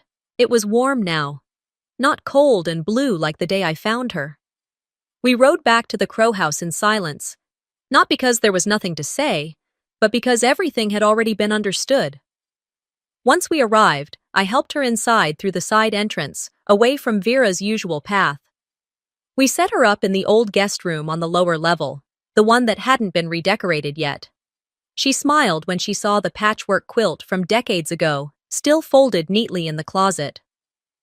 "I thought she tossed this," she said softly. "She tried," I said, "but some things don't burn easy." After getting her settled, I made a call. Silas answered on the 4th ring. "Molly," he said. No warmth, no relief, just fatigue. "I pulled Grandma out," I told him. "With a valid medical proxy. She's safe. Don't pretend you didn't know what was happening." He sighed. "Look, it wasn't perfect, but she wasn't in danger." "She was left in the snow, Silas. No shoes, no coat, no supervision. She had missed 3 days of heart medication." He didn't argue. He didn't apologize either. "We just wanted peace," he said finally. "You stir things up." I didn't respond. I just ended the call and placed my phone down on the table without another word. That night, I started sorting through a stack of old boxes Grandma had hidden in the closet behind her bed. Some were filled with photos, others with clipped newspaper articles and letters. One envelope caught my attention, labeled, "For the bank." Inside was a draft will, Grandma's name at the top, my name listed as sole beneficiary. It wasn't signed. A yellow sticky note was still attached, scribbled in Grandma's careful script. "Reschedule. Vera said next week is better." I stared at the paper for a long time. The date on the will, 2 weeks before Grandma's accidental fall. I took a picture and emailed it to myself. Then I printed 2 copies, one for the lawyer, one for the backup folder I kept under lock and password. The next morning, I met with Maren Feld, a local attorney recommended by the nurse at the hospital. Maren was younger than I expected, but sharp-eyed and to the point. "You've got a case," she said after reviewing the paperwork and timeline I'd prepared. "But you should know, this town, it protects its own. Vera is a donor. A name. You ready to be the one who pushes the first domino?" "I've already been erased once," I said. "Not again." She gave me a long look, then nodded. "All right, we'll file for a temporary restraining order to block Vera from accessing Evelyn's financials or medical files. You'll want a witness list. Document everything. Lock up every file and photo." "I have," I said. "And I'm not doing this alone." Later that evening, as I tucked Grandma in for a nap, she reached for my hand. "Your hands are warm," she murmured. "Hers were always cold." I didn't say anything, but the weight of her words sat heavy on my chest. By nightfall, the house was quieter than it had been in years. No footsteps from upstairs, no clicking heels, no clatter of fake social niceties being prepared for the next event. Just breathing, just space. I checked my email before bed. New messages had poured in, but one subject line stood out. "Estranged relative kidnaps elderly woman for inheritance. Stay tuned." It was a link to a local gossip site. No author, no sources, just loaded words and insinuations. I closed the laptop and exhaled slowly. Let them talk. She wanted to scare me silent, but she just proved I was right to scream. I stared at the torn will in my hands, the edges jagged like teeth. No note, no return address. Just that cheap yellow envelope sitting on the porch like it had been dropped by a kid delivering newspapers. Vera's handwriting wasn't on it, but it didn't need to be. The message was loud enough. She'd found the document. She wanted me to know she could still reach me. I didn't flinch. I scanned the pieces, uploaded them, and added a timestamp. Then I made tea, sat on the couch beside Grandma, who was quietly reading, and told her we were going to need to be smarter, not louder. Just smarter. 2 days later, the rumor mill began to churn. A post on the town's online message board read, "Mysterious Seattle woman manipulates dying grandmother for house." Another comment, "You think she's really back for love? Check the bank records." Even worse, "She's mentally unstable, always has been. Ask her brother." The last one cut the deepest. I didn't need to ask if it was Silas. I already knew how silence could scream louder than any words. Later that morning, I received a cease and desist email from a law firm out of Helena. It was full of vague accusations, harassment, slander, emotional distress. Vera had officially declared war. Maren, my attorney, called right after. "This is textbook," she said. "Character assassination to get ahead of the narrative. They want you rattled. Don't bite." "I'm not rattled," I told her. "I'm prepared." That night, while closing the gate outside the cabin, a man in his 60s walked up the road slowly, hands in his coat pockets. I recognized him. Mr. Yates, the neighbor who lived 2 lots down from Vera's place. He glanced around before handing me a small flash drive. "I'm not getting involved," he said quickly, "but my trail cam picks up wildlife and people. This one caught something last week. You'll want to see it." I thanked him. He walked off without another word. Inside, I plugged the drive into my laptop. The footage was grainy, but clear enough. There she was, Vera, in a long coat, pushing Grandma in a wheelchair along the gravel path behind the house. She paused near the tree line, looked around. Then she walked away briskly, leaving Grandma alone, unmoving. After a few seconds, the screen cut to black. I paused the frame, zoomed in. My hands trembled, not from shock, but from vindication. The date and time matched the exact morning Vera claimed Grandma had wandered. I texted Marin the file immediately, attaching a short caption, "Game, set, match." The next morning, I drove to the municipal waste facility, the one just outside town where our trash got hauled after weekly pickup. The office was closed to the public, but I knew the back road where bags sometimes ended up before being sorted. I parked off to the side and walked through the heap. It didn't take long. One bag stood out, an old Crow monogrammed sheet wrapped tight around what looked like bundled paper and plastic. I opened it carefully. Inside were Grandma's pill bottles, emptied, her handwritten grocery lists, a torn church bulletin, and a scarf I hadn't seen since last Christmas, the one I'd given her, red and soft with white stitching. This was no ordinary cleanup. Vera was trying to erase her. Back at the cabin, I arranged everything on the table. I took photos. I documented it all. Then I called a journalist. His name was Ben Morales. A quiet reporter, sharp-eyed, with a reputation for only writing stories he could prove. I'd spoken to him once, briefly, at a fundraiser years ago. I still had his card. He met me at a quiet cafe on the edge of town that evening. I brought 2 folders and a thumb drive. One was labeled official, the other personal. I didn't ask for pity. I laid out the trail cam footage, the forged will, the medication records, the burned timeline, Carlene's note, the voicemail from Silas, and Grandma's old letter to the church. "This isn't revenge," I told him. "It's prevention. If she could do this to my grandmother, what happens when the next Evelyn doesn't have a Molly?" He took everything and nodded. "I don't publish speculation. But if this checks out, it runs." Before we left, I looked him in the eye. "Don't bury this behind a paywall. Don't make it sound like just a messy family fight." He nodded again. "This isn't just a headline. It's a warning." By noon the next day, Marin filed an emergency injunction to freeze Vera's access to the estate. The courthouse clerk said it would take 24 hours to process. I gave them everything, even the scarf, especially the scarf. At dusk, I sent one final message to Silas. "Say nothing, fine, but don't act surprised when it all falls." He didn't respond. I didn't need him to. Later that evening, as I was locking up, I heard a soft thud at the front door. I opened it and found another manila envelope. No name, just taped closed. Inside was a photocopy of Grandma's will, the unsigned one naming me the sole heir. It had been ripped clean down the middle, but even home has echoes you can't unhear. The moment we stepped outside the courthouse, the air shifted. It wasn't colder, not technically. It was December in Montana after all, but something deeper had changed. The silence that used to feel suffocating now felt stunned, like the whole town had exhaled at once and didn't know what to do next. Flashes popped from local reporters as Vera was escorted out. She didn't wear handcuffs, yet, but the look on her face said it all.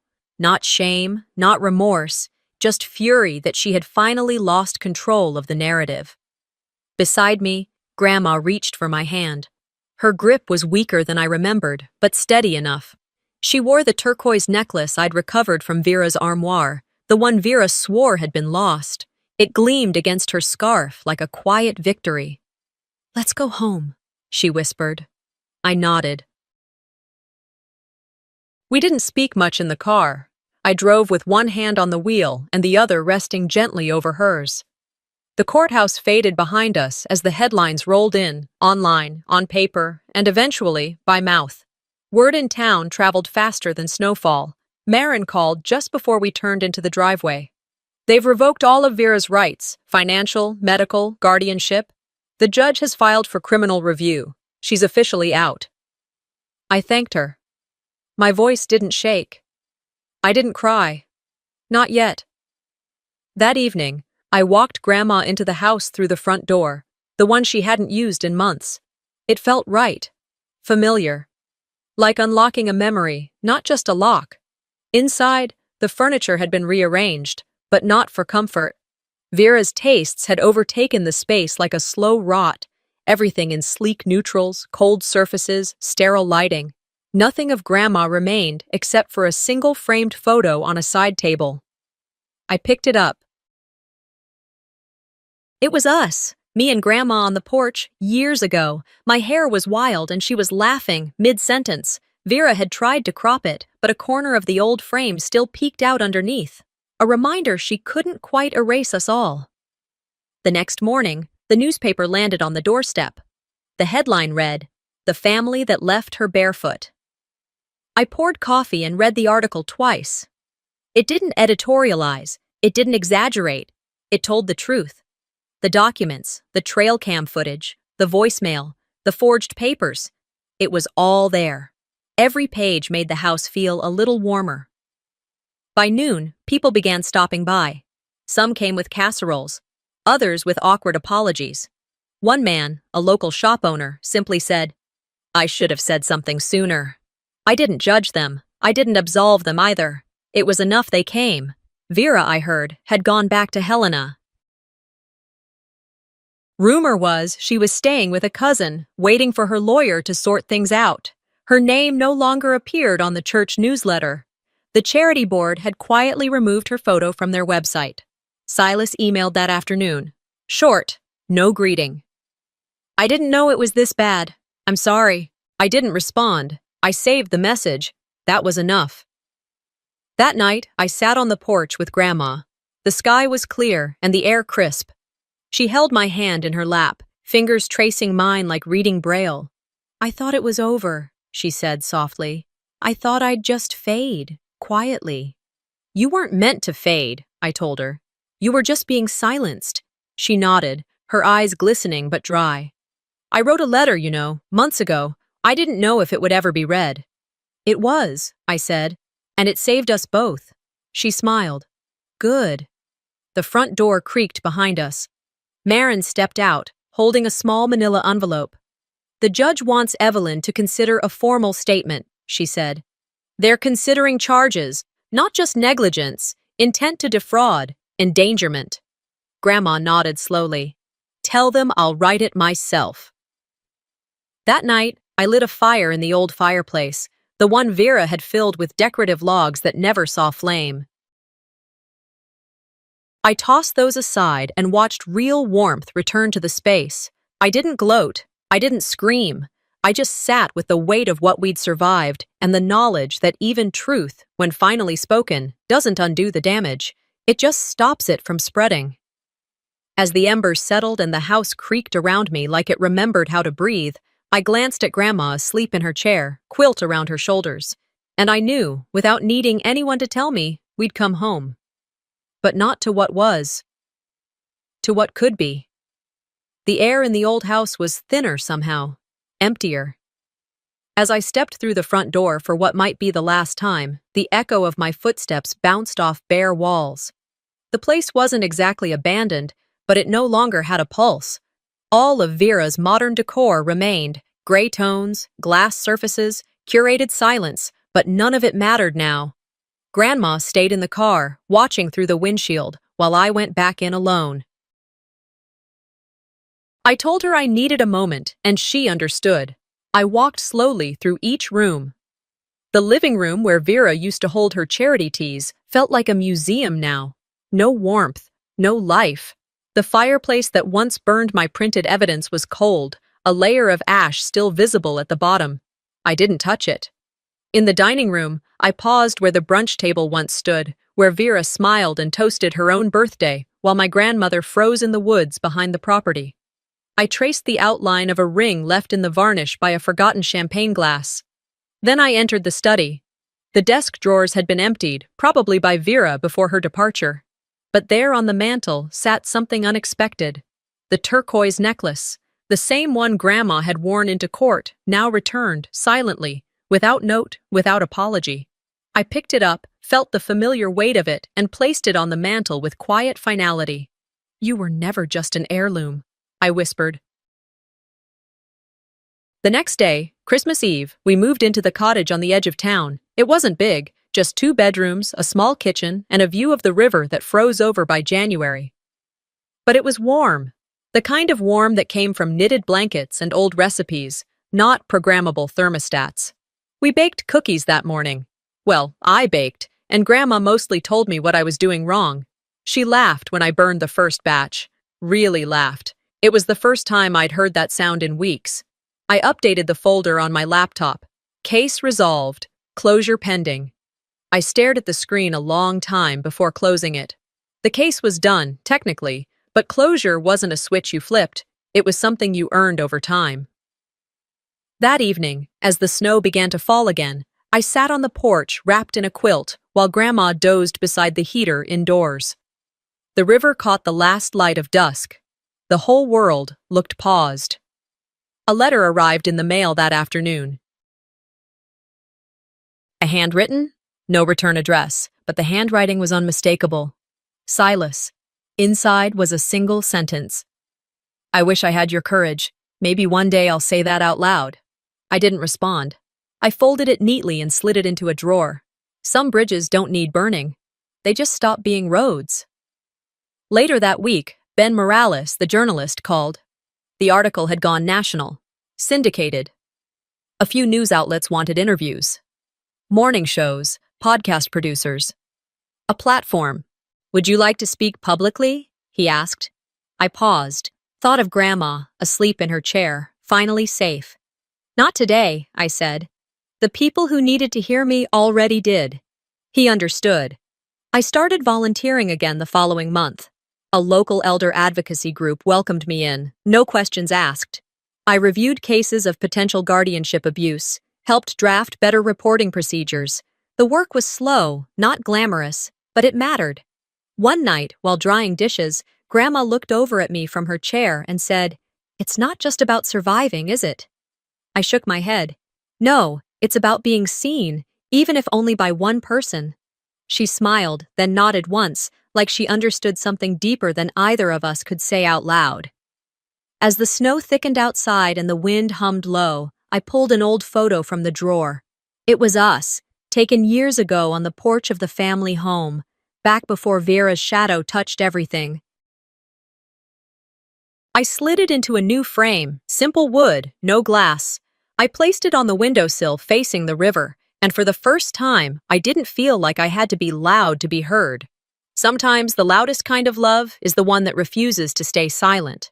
What happened to Evelyn wasn't just neglect, it was a slow erasure, masked as care, enabled by silence. And Molly's choice to fight back, even when it meant standing alone, reminds us protecting family doesn't always mean keeping peace. It means standing up when others won't. Have you ever felt like the truth was being rewritten around you? Share your thoughts in the comments, and don't forget to subscribe for more true, powerful stories that stay with you long after the screen fades. Hello, my name is Phoebe, and I walked into the hospital unannounced, only to find my grandfather alone, unconscious, surrounded by machines, not a single familiar face in sight. While he fought for air, my family. They were clinking champagne glasses on a 5-star cruise, posting selfies with hashtags like #FamilyFirst, without a word to me. They erased my name from medical records, froze me out of every decision. But it didn't start there. This was just the final insult in a pattern years in the making. So tell me, how does a family forget the one person who never forgot them? I sat there holding his hand, dry, cold, too still, and tried to make sense of the silence surrounding him. A single monitor beeped slowly behind me, the sound spacing itself out like it didn't care if anyone was paying attention. I wanted to say something, to fill the void with noise that mattered, but I couldn't. My throat was locked up. My jaw clenched shut. I hadn't planned to come back to Sacramento. It wasn't something I circled on a calendar. One day, something inside me just said, "Go." Not a voice, not a gut feeling, just the absence of anything holding me back. So I packed a small overnight bag, booked a last-minute ticket, and didn't tell a soul. I didn't need to. The air outside the airport had felt thinner than I remembered, cold, crisp, and distant. Sacramento winters aren't dramatic, but that afternoon carried a chill that burrowed into your ribs. The rideshare driver was polite enough, didn't say much, which I appreciated. I wasn't in the mood for forced small talk about the holidays or how nice it must be to go home. Home wasn't where I was headed. I was going to the hospital. The city looked the same and nothing like it at all. I passed the gas station where I got my first scratch-off ticket at 18. It was now a CBD wellness center.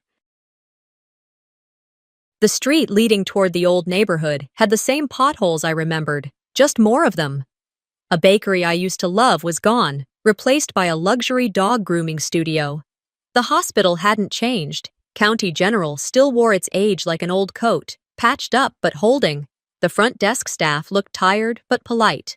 I gave the name, Lyle Ramsey, and she nodded as if she'd heard it too many times lately. "He's in Bay 6, she said. "You family?" I hesitated for half a second. "I'm his granddaughter."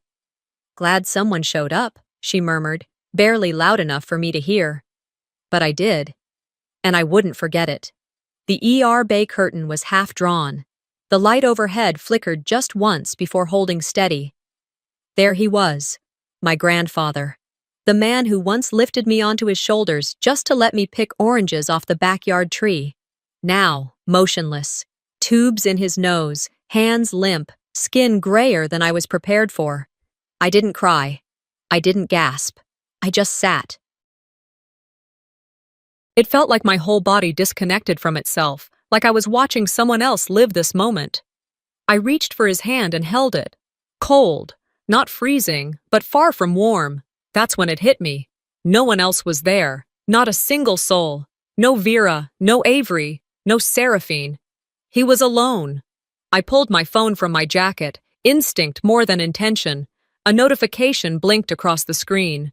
Seraphine Harlan is live. I stared at it for a second before tapping. The screen lit up. There they were. My family. On a yacht. Champagne flutes raised, sunglasses on, sea breeze in their hair. Seraphine angled the camera toward the spread of food. "Nothing like lobster on Christmas Eve," she giggled, panning to Vera, who laughed like she'd forgotten how to feel shame. Then Vera raised her glass. To freedom, to peace, and to letting go of dead weight. I didn't react. Not outwardly. I just stared. My breath didn't hitch. My eyes didn't blur. The rage sat low, like coals waiting for air. No mention of Grandpa. No toast to Papa. No acknowledgement that he wasn't there, that he was in an ER with a plastic bracelet and a failing heart. I locked my phone and set it face down on the small rolling table beside the bed. I turned to him. "Don't worry," I whispered. "You're not alone anymore." He didn't stir, not even a flinch. But for the first time since I arrived, I felt something inside me shift. Not a breakdown, not yet, but a breaking open, a quiet cracking of a dam that had held too long. Time passed, I don't know how much. The overhead light buzzed, the monitor beeped, and no one came. No nurse checked in, no distant relative burst through the curtain in guilt or panic. Just me, just him. And I wondered how long he'd been here like this. How many hours or days he'd laid in silence while they sailed blue waters, smiling for cameras and sipping away their conscience. I adjusted his blanket, even though he couldn't feel it. Sat back in the chair, rubbed my temples. And for the first time since I walked into that hospital, I said it out loud, not to him, not even really to myself. "They left you." I didn't need to say who. We both knew. The hum of the ER monitor filled the space like a second heartbeat, steady, indifferent. I kept my hand in Grandpa's for another minute before gently laying it back on the bed. It felt wrong to move, like I'd interrupt something sacred, but I needed answers. I needed to know why no one else was here, why I had to find out like this, why he was alone. I stepped out of Bay 6, pulling the curtain behind me with a quiet swish. The nurse from earlier was still at the desk, now flipping through a folder with the kind of focus you reserve for trying not to fall behind on an exhausting shift. "Excuse me," I said, approaching slowly. "Could I check who's listed as Grandpa's emergency contact?" She looked up, hesitating. "You're Phoebe?" I nodded. Her fingers tapped at the keyboard, and then she frowned. "I'm sorry, you're not listed here." "What do you mean?" My voice cracked a little. She rotated the screen slightly in my direction. There it was in black and white. Emergency contact, Avery Harlan. Legal health proxy, Seraphine Harlan. Underneath that, a highlighted note. Do not disclose medical information to Phoebe Eldridge, considered emotionally unstable. Signed by POA. Emotionally unstable. I didn't realize I'd stepped back from the desk until I bumped into the wall behind me. Who wrote that? I asked, but it came out softer than I meant, like the question was scared of its own answer. The nurse didn't meet my eyes. It's signed by the power of attorney. I'm really sorry. Of course it was. Vera. Or Seraphine. Probably both. The family duo that wielded appearances like weapons and used concern as camouflage for control.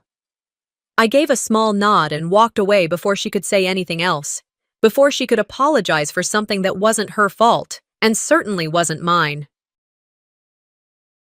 I walked past the vending machines, past the hallway lined with old plaques and donor names, and pushed open the glass doors into the crisp December night. The air hit harder now, sharper. I pulled my coat tighter around me and stepped to the side of the building where it was quiet.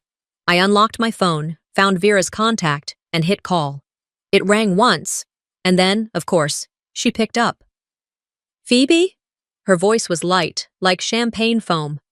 In the background, I could hear music, probably some yacht party mix with just enough percussion to feel expensive. Glass clinked. Someone laughed. He's in the hospital, Vera, I said, skipping the greeting. He's in the ER, alone. She paused just long enough to let me know she didn't care. Then, he didn't want to come with us. You know how he gets, so dramatic over nothing. He collapsed. We didn't know it was that serious, she said quickly, too quickly. Anyway, he's fine, right? No, he's not fine. And you had me removed from the file? Her tone dropped, just a notch. Phoebe, don't do this. Do what? Don't ruin this for the rest of us. We haven't had a proper vacation in years. This was supposed to be healing time. You're always so intense about things. I almost laughed. Instead, I looked up at the hospital's gray brick facade and said, You can keep the vacation. I'll handle reality. The call cut, not dropped, ended. I stood there for a minute, breathing like it was a job. Then I walked back inside. The cafeteria was mostly empty, the coffee burnt and the pastries looking like they'd seen better days. I grabbed a seat in the corner booth and opened my notes app. Grandpa, Bay 6, alone, no family. Emergency contact Avery, legal POA, Seraphine, blocked from access, label, emotionally unstable. Call with Vera, denied everything. No one's coming. I stopped typing. There was a smudge on the toe of my boot, faded brown leather, scuffed from years of walking too far on too little sleep. I stared at it. It was like I'd never existed in this family, like I was a ghost with a cell phone and a savings account, useful but invisible. The phone buzzed in my hand. Instagram notification. Avery Harlan posted a new photo. I tapped it. There they were, all of them, on the deck of a white, gleaming cruise ship. Laughter, sun, champagne flutes again. Seraphine posed in a silk cover-up like she was born on yachts. Vera in a wide-brimmed hat holding a mimosa. Avery standing behind them, captioned, Blessed to be surrounded by love. Family first. I stared at the screen until it blurred. Not because I was crying. I wasn't. I was past that. And I closed the app, locked the phone, and sat back in my seat. They could erase me from the paperwork, but I remembered everything they wanted to forget. I stayed in that cafeteria booth longer than I should have. Not because I was waiting for someone to come find me, I knew no one would, but because moving meant confronting the weight of everything I'd just read, seen, and heard, and I wasn't quite ready to carry it all yet. Eventually, I stood. The walk back to the ER wasn't far, but each step felt heavier, like grief had quietly attached itself to my ankles. At the front desk, the nurse looked up again, her expression softening. We just finished organizing Mr. Ramsey's belongings, she said. Would you like to take them? I nodded, not trusting myself to speak. She handed me a paper bag, neatly folded at the top, the kind you'd get at a corner store. I clutched it tighter than necessary as I walked back toward the family waiting area, found a quiet corner, and lowered myself into the stiff plastic chair. Inside the bag were the little things no one ever thinks they'll have to sort through. A worn leather wallet that barely stayed shut. Grandpa's eyeglasses, slightly smudged, arms bent from years of use. A blue handkerchief folded with care. And then, at the bottom, a crumpled piece of paper, folded 3 times. It wasn't labeled, but the moment I touched it, I knew it mattered. I smoothed it out on my lap. The handwriting was unmistakable, clean, sharp but uneven near the edges. He'd written it himself. If Phoebe comes, don't stop her. She needs to see it for herself. My breath caught. I read it again. And then again. He'd expected me, not just hoped. He'd known, not maybe, not possibly. He had written it down, with intention, like someone planting a flag in the ground and daring anyone to remove it. This wasn't a coincidence. This wasn't some random twist of fate that I happened to be the one at his bedside while the rest of them played pretend on a yacht. He knew what they were capable of. He'd seen the denial creeping in and had made his choice, quietly, in ink. He trusted me. The world didn't tilt or shake or do anything dramatic, but my chest expanded just slightly. For the first time in days, I inhaled fully. I slipped the note into the inside pocket of my coat and stood. Leaving the hospital felt different this time. The air was colder, or maybe I was just more aware of how little I was insulated from it. I took a long, quiet walk to my rental car, then drove the 15 minutes back to the apartment I'd rented for the week. A short-term place tucked between an overgrown hedge and a cracked driveway. Once inside, I kicked off my shoes, shed the coat, and sat at the edge of the bed. My body was moving, but my mind was still back in that hospital chair. I decided to take a shower. Maybe the hot water would pull me out of this fog, or at least peel off the smell of antiseptic that had attached itself to my skin. I didn't bring much with me, just travel essentials, a pair of jeans, and a sweater that smelled like the drawer it had lived in too long.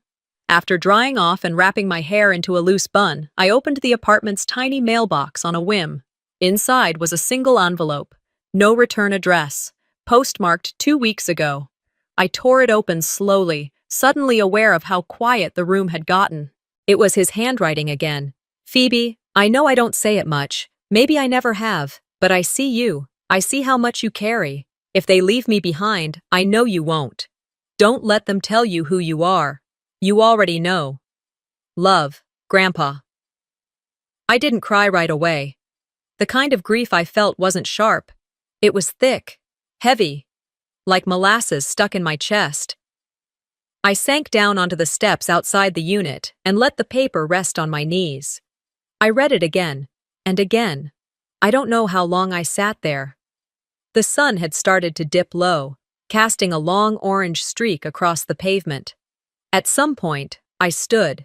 I needed air, real air. I walked to the end of the block, then turned left toward the coffee shop I'd passed when I first arrived. It was closed. The hours painted on the glass told me they'd shut an hour ago. That didn't matter. I wasn't there for caffeine. I leaned against the cold brick wall and looked up at the sky, and my mind wandered. It took me back to a Tuesday morning, maybe a year ago. Grandpa and I had met for coffee at the diner near his place. He insisted on paying, even though I made more than enough to cover both our orders. Old habits, he'd said with a wink. That day, in between bites of sourdough toast, he looked at me and said, "Everyone talks, you know, all the time. Noise, noise, noise. But you listen. That's rarer than gold now." I'd laughed it off then, said something like, "Guess I'm just quiet." But now, those words curled around me like warmth in the cold. He'd noticed me. In a family where I was always the one overlooked, always the one expected to be agreeable, accommodating, available, he'd seen through the silence and into the substance. I tilted my head back and closed my eyes. "They erased me, Grandpa," I whispered. "But you left a trail." And I would follow it. Every step. I didn't sleep much that night.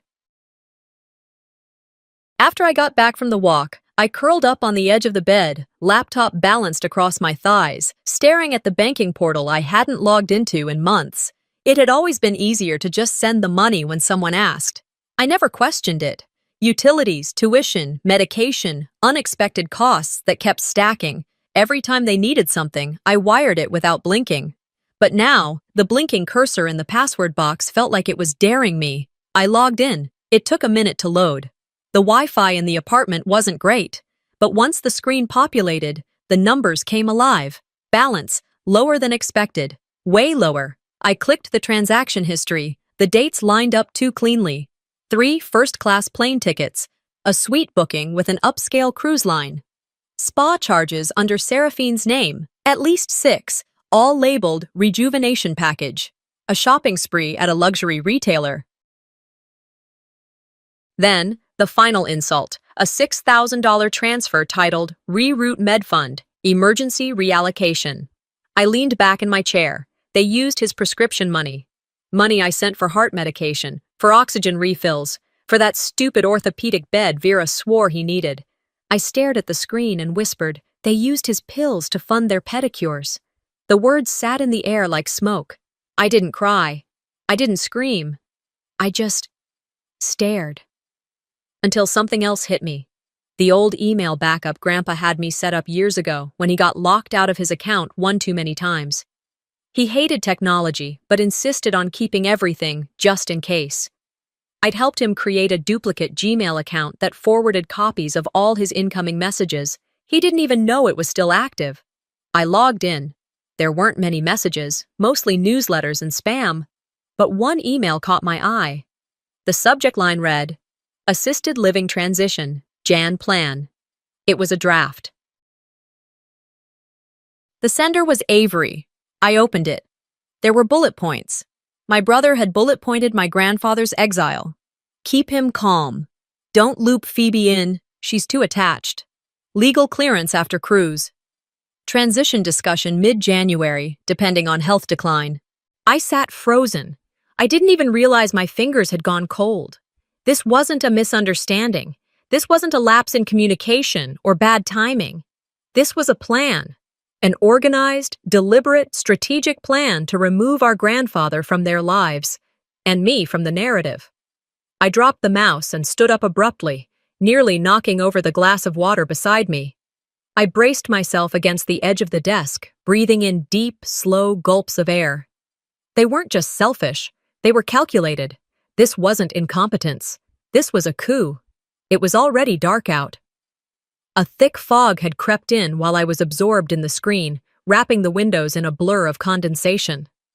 I grabbed my coat, stuffed the folded email printout into the pocket along with Grandpa's note, and headed for the hospital again. The streets were quiet. The drive was short. My fingers tapped the steering wheel at every red light. My mind spinning but clear. Back at County General, the late shift had taken over. A different nurse was on duty. She smiled, recognized me, and buzzed me through with no questions asked. The hallway toward the ER was dimmer now. Fewer people, more space to think. I stepped back into Bay 6. He was still there. Eyes closed, breathing shallow but steady. A blanket tucked around him.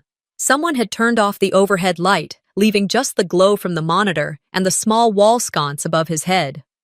I pulled the chair close, sat, and leaned in. Hey, Grandpa. It's me again. I didn't expect a response, but I kept talking. They have a plan. They want to put you in a home. And they don't want me to know, because I'd stop them. Because I care enough to be inconvenient. His fingers twitched. Just once. Barely there. But I saw it. I sat forward, held his hand, and felt it. Just the faintest pressure. It could have been muscle memory. Reflex. Or maybe not. I see you, I still see you, even if they don't. Silence again. But this time, it wasn't heavy. It was full. I pulled out my laptop, opened a new folder, labeled it Evidence Folder, Ramsey Estate. And then I started uploading everything, the screenshots, the emails, the banking records, the recorded voicemail from Vera last month asking for another bump to help cover heating. The list of prescriptions I'd paid for. I organized it by category, medical, financial, legal, and for the first time, I didn't feel like a ghost walking through their lives. I felt like a witness. A storm was coming. I could feel it, and I wasn't scared. By the time I shut the laptop and slid it back into my bag, the night had already folded itself over Sacramento like a heavy wool blanket. Outside, fog clung to the streetlights, turning their glow into pale halos. I didn't feel tired. Not really. More like sharpened, alert, as if I'd finally come out of some kind of emotional anesthesia. I took the long way back to the apartment, looping past the old corner pharmacy where Grandpa used to pick up his prescriptions. The place was closed now, window signage faded and peeling. It used to be where he'd stand at the counter and chat with the pharmacist like they were lifelong friends, even if he only remembered their names half the time. He'd loved routines, familiarity, people who knew him by name. I wasn't going to let them strip that away. Once I got back to the apartment, I made tea I didn't drink and sat with the silence until the steam faded. Then I opened my phone's contact list and scrolled until I found it. Richmond Creel, Grandpa's lawyer.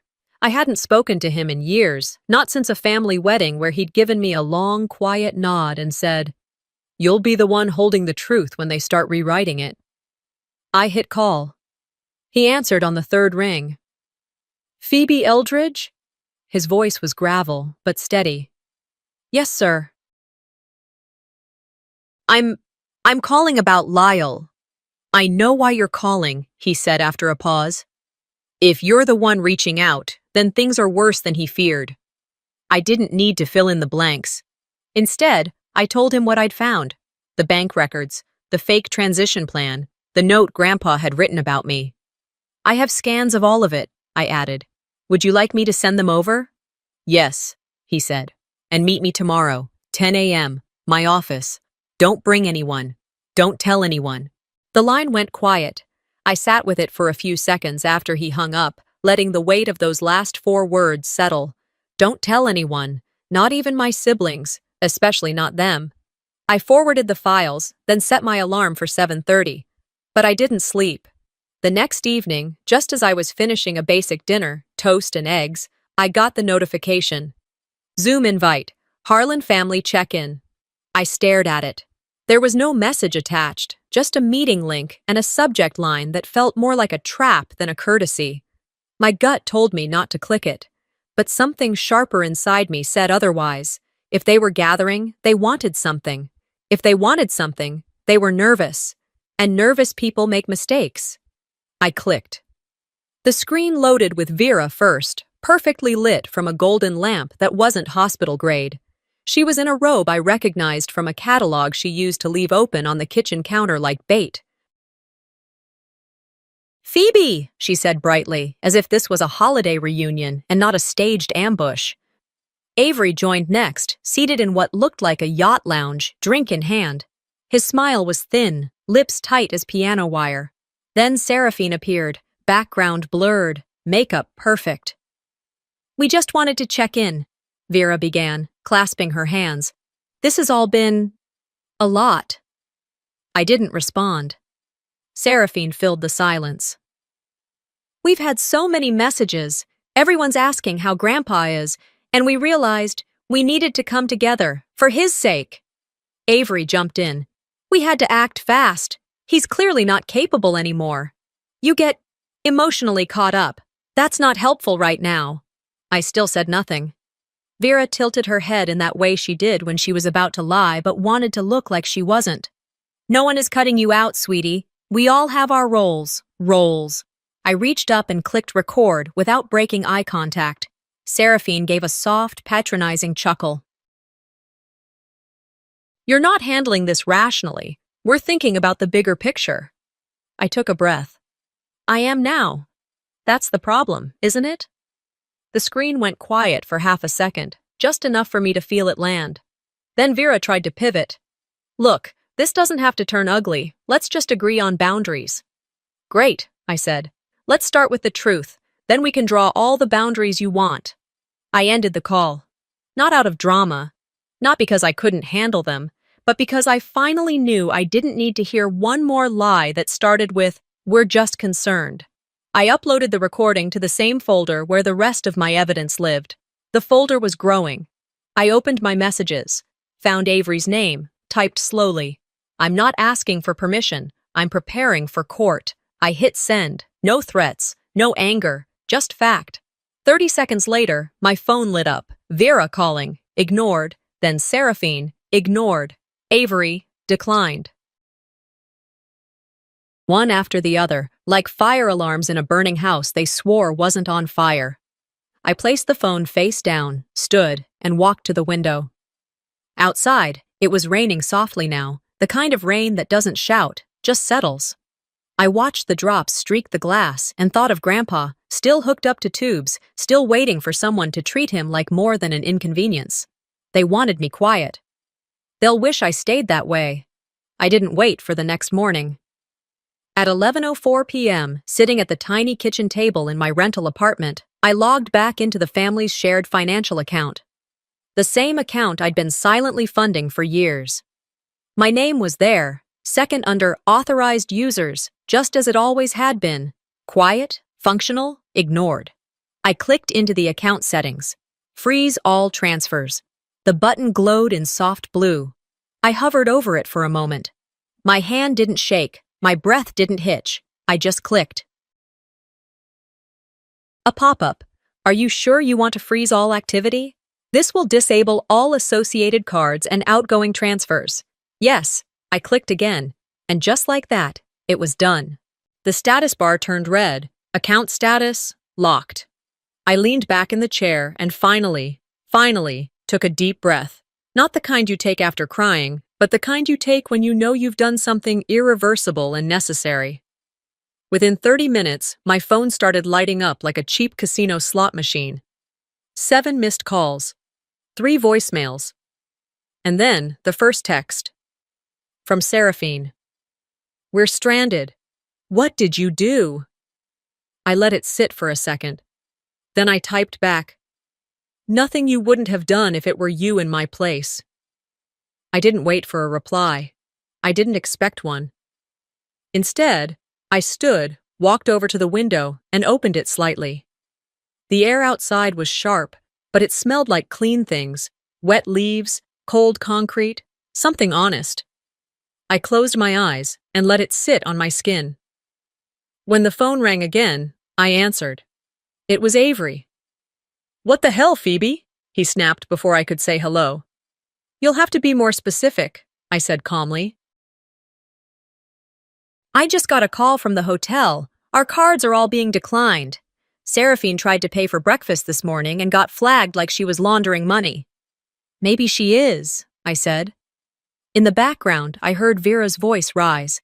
Give me the phone. There was a shuffle. Then her voice, icy and sharp, came through. You think this makes you look noble? She hissed. You think this proves something? You look unhinged. Because I stopped letting you spend my money? You've always been unstable, Phoebe. You overreact. You twist things. This has never been about your grandfather. This is about your need for attention. No, I said flatly. This is about him dying alone while you were drinking champagne and pretending you still had a soul. She didn't reply, so I ended the call mid-silence, and I didn't feel guilty, not even a flicker. I sat down again and pulled out my laptop. Richmond had already responded to my earlier email, confirming our meeting was still set for the next day. I uploaded the Zoom recording into our shared case folder. Then I dragged over the call logs, the financial screenshots, and every bit of evidence I'd gathered since I'd arrived in Sacramento. After that, I opened a blank document and began typing. Victim Impact Statement, Phoebe Eldridge. Line by line, I laid it all out, not just what happened, but what it meant. How they'd manipulated, minimized, erased. How they treated our grandfather like a burden instead of a man. How they'd erased me from the legal records, the conversations, the entire image of what family meant in our house. How I was told I was too sensitive when I noticed he wasn't invited, too dramatic when I asked where the medication funds had gone, too emotional when I stayed while everyone else left. But the final paragraph was what mattered. I wrote, I wasn't the unstable one. I was the inconvenient truth they couldn't spin into silence. I saved the file, closed the laptop, rested my hands on the table, and just sat there. The apartment around me buzzed softly, an old fridge, a distant heater pipe. But inside me, it was quiet, not empty, not numb, just steady, ready. They'd built a fortress of denial, and for years, I'd stayed outside it, thinking it made me a better daughter, a better sister, a better person. But fortresses crumble from the inside when you bring the truth through the front door. I stood, brushed crumbs from my sweatshirt, and turned off the lights. Let them stew in the silence. Morning was coming, and I was walking in with everything they thought I'd never find the strength to use. After freezing the account and sending the final batch of documents to Richmond, I expected a counterattack. I didn't expect it to come quite so fast or so publicly. The morning air was sharp when I pulled into the hospital parking lot. The fog had mostly lifted, leaving behind a pale blue sky stretched over Sacramento like tissue paper. I had an appointment to meet with the legal liaison at County General, one of Richmond's referrals. Apparently, the hospital had quietly been reviewing recent decisions made under Grandpa's power of attorney, and something wasn't sitting right. I checked in at the reception desk, gave my name, and was escorted to a small administrative office down a corridor that smelled faintly of printer toner and forgotten coffee cups. The liaison, a woman named Shelby, closed the door behind me and gestured for me to sit. "We've been combing through your grandfather's admission file," she began, folding her hands atop a manila folder. "There's something you should see." She pulled up a video on her desktop monitor. The timestamp matched the day Grandpa was brought in. It showed the hospital lobby, grainy but clear enough to recognize everyone. There was Vera, dressed in what looked like a designer jacket, holding a clipboard. She turned to Grandpa, who was seated in a wheelchair. "Just sign here, Daddy," she said, placing a pen in his hand. "It's for the insurance." He hesitated, looked around. Vera leaned in, lowered her voice. "Come on, it's just a form." After a few more moments, he signed. The screen froze. Shelby clicked pause and looked at me. That was the updated power of attorney form, financial and medical. I felt my chest constrict, not with surprise, but confirmation. She handed me a copy of the footage on a flash drive. I labeled it in my mind before I even left the building. Consent under coercion. As I drove back to the apartment, my phone pinged with a push notification. I tapped it. A headline from a local news aggregator. Cruise video sparks outrage. Family under fire for heartless remarks about hospitalized veteran. My breath caught. I opened the video. It was Seraphine's face, in perfect focus, holding a champagne glass. She was smiling, too wide. In the background, I could hear Vera's voice clearly. "He's so far gone. We might as well bury the memory before the body." My hands went cold. I checked the timestamp. The clip had been posted to a private story 3 days ago. Someone must have screen recorded it. The hashtags underneath were brutal. Hashtag forgotten, Grandpa, our blood money. Vacation, /cruelty, isn't luxury. The video had already been shared across Facebook and Reddit. Commenters were piling in. How do people like this sleep at night? She should be disinherited. This poor man deserves dignity. This daughter deserves handcuffs. It was spreading faster than any press release could catch. Richmond texted me 2 minutes later. "Don't say a word. Let them hang themselves in daylight. The court will see it all." I replied with a simple, "Understood." Later that afternoon, I met Richmond at the courthouse. He'd filed for emergency conservatorship using everything we had, the financial statements, the emails, the video of Grandpa signing under pressure, and now, the viral cruise clip. The hearing was quick, but not rushed. The judge was a sharp-eyed woman in her 60s with a voice like polished steel. After reviewing the evidence, she looked at me. "Miss Eldridge," she said, "you seem to be the only one treating this man like a person instead of a transaction." I nodded once. My throat was tight. She signed the order. Temporary conservatorship granted, effective immediately. All previous power of attorney designations are suspended pending investigation. I stepped out of the courtroom into a cold breeze and blinking sun. And there she was. Vera, standing just off the courthouse steps, surrounded by 2 reporters and a camera crew. Her makeup was perfect. Her eyes were not. "She's manipulating everything," she shouted, pointing in my direction as I walked down the steps. "She's unstable! This is a setup!" The reporters turned toward me. I didn't stop walking. I didn't glance in her direction. I walked right past them, past the cameras, past the fury in Vera's voice, and didn't say a word, because I didn't need to. They'd tried to write me out. I brought the pen to court. Richmond's voice on the other end of the phone was calm, but there was an edge to it, the kind that only surfaced when something significant had been found. "We located it," he said. It was tucked inside a personal effects envelope, notarized and sealed, dated exactly 8 weeks ago. I didn't speak. He continued, "Your grandfather amended his directive. You, Phoebe Eldridge, were to be given full control, medical and financial, should he become incapacitated." I closed my eyes and sat down slowly at the foot of the bed. The silence in the room was deafening, the kind that didn't ask questions or offer comfort. I held the phone tighter. "He gave me the last word," I whispered. The next few hours moved with the kind of weight that didn't allow for small distractions. Richmond emailed me a copy of the document, scanned in high resolution, with his note at the bottom. "Print this. Bring it to the memorial." I didn't need the reminder. That afternoon, I drove to the Veterans Garden, the same place Grandpa used to walk through on Sundays. There was a quiet clearing, a small open-air chapel with wooden beams and folding chairs. I had arranged the service quietly, personally. No online invitations, no catered trays, no sermon. Just a gathering of those who had actually shown up when it mattered. 6 chairs were filled. That's all. The nurse who held his hand during the second night. The neighbor who used to bring over soup. His barber, who hadn't cut his hair in months but still called to check in. 2 of his old army friends, and me. I wore black, but not the performative kind. Simple, clean, respectful. The air smelled like pine and damp soil.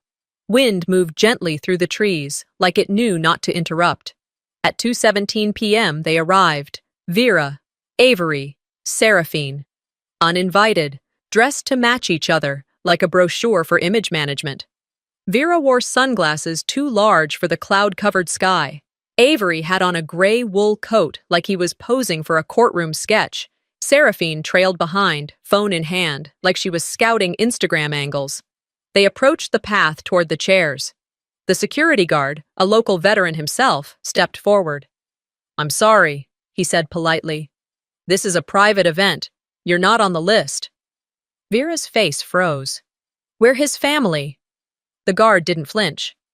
"Not according to the estate," Avery scoffed. "This is ridiculous." Seraphine blinked like she'd just realized no one was filming her. "We deserve to be here." I stepped forward then, slowly, holding the folder in my hand. "You had your chance to be there when it counted," I said quietly. "You chose somewhere else." They didn't move. They didn't leave. So I turned my back on them and walked up to the front. There was no podium, just a small mic stand and a wooden stool. I set the folder on the stool, adjusted the mic, and looked out at the people who had actually earned the right to grieve. "This isn't about blood," I began. "It's about presence." I pulled out a small remote and clicked once. Behind me, on a portable screen, the video began. First, Vera on the cruise deck, raising her glass. "He's so far gone, we might as well bury the memory before the body." The room went still. Then Avery's voice on the Zoom recording. "She's too emotional. She doesn't think straight. We'll handle it without her." And finally, the footage from the hospital lobby. Vera placing the pen in Grandpa's hand. "It's for the insurance." He hesitated. Signed. The screen faded to black. Nobody said a word. One of the nurses wiped her cheek quietly. The barber sat forward in his chair. The wind shifted slightly. I stepped back to the mic. "You left him behind," I said. "So I did what he couldn't. I left you too." A beat, then one clap, then another, then silence again. But it wasn't empty. It was full, whole. The service ended quietly. The 6 guests took their time leaving. I stayed until the very end, folding the chairs myself, collecting the notes people had left beside the plaque engraved with his name. As I walked back to the car, my phone buzzed. Vera. I stared at the screen, deleted the call without opening it. Justice had been public. Healing, I knew, would be private. The morning after the memorial, I returned to the Veterans Garden alone.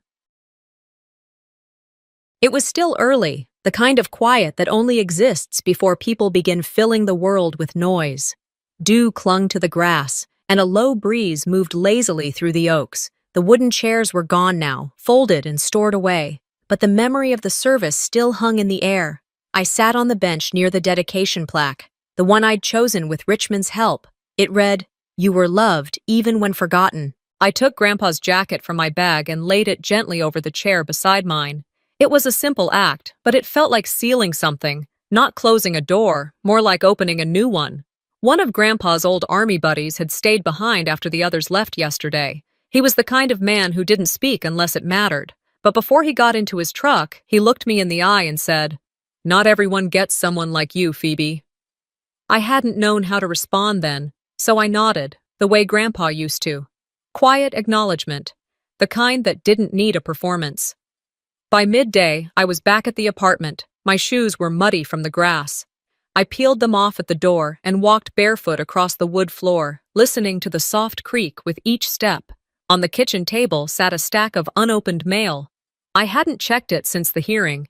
It had mostly been bills, fundraising postcards, and one local magazine that still thought I lived in Seattle. But one envelope stood out, cream-colored, no return address. My name written in elegant script I knew too well. Vera. I opened it slowly, bracing myself for a litany of passive-aggressive barbs or a backhanded plea for understanding. But there were just 5 words, written in her flawless handwriting. I was wrong. I lost you. No greeting, no explanation, no apology, just one final grasp at control, making it about what she lost, not what she did. I stood there in the kitchen, the letter trembling slightly in my hand. Not from emotion, just from finally letting go. I didn't rip it up. I didn't respond. I walked to the bookshelf, pulled out Grandpa's journal, the one I'd kept locked away since that first night at the hospital, and tucked the letter inside. Then I closed the book and returned it to the drawer. Later that afternoon, I logged into the donation portal for the foundation, the Lyle Ramsey Dignity Fund. It had only been live for a week, but we'd already helped 3 patients. One man needed a ride home after discharge and had no family to call. Another received reading glasses and warm clothes. The third, her name was Denise, wrote a handwritten letter I read 3 times. "Thanks to your fund, I got to say goodbye." He didn't die alone. That matters. I pressed my palm flat against the desk and breathed in slowly. I hadn't cried in days. I still didn't. But something inside me shifted again, softer this time. Not pain, just release. I stood and walked to the fridge, grabbing the little sticky notepad from the side. It was something Grandpa used to do, leave reminders that weren't always about groceries. Sometimes it was a quote, sometimes a phrase. Once it was just the word, patience. On the top sheet I wrote, "Love loudly, protect quietly, walk away when it's time." I peeled it from the pad and pressed it to the fridge door. Then I turned, glanced at the coat rack by the door. Grandpa's jacket still hung there, same as I'd left it, the sleeves slightly creased, the faint scent of cedar and aftershave lingering just enough to make me stop. Some endings don't need a closing speech, just presence. Some truths don't need to be shouted, they just need to be shown. Phoebe didn't burn bridges. She built her own path, one piece of truth at a time. And maybe that's the lesson here. Real strength isn't loud, it's steady. It's choosing dignity when you could choose revenge. What would you have done in her place? If this story moved you, don't forget to like, comment, and subscribe. More true family stories, quiet, powerful, and unforgettable, are coming your way.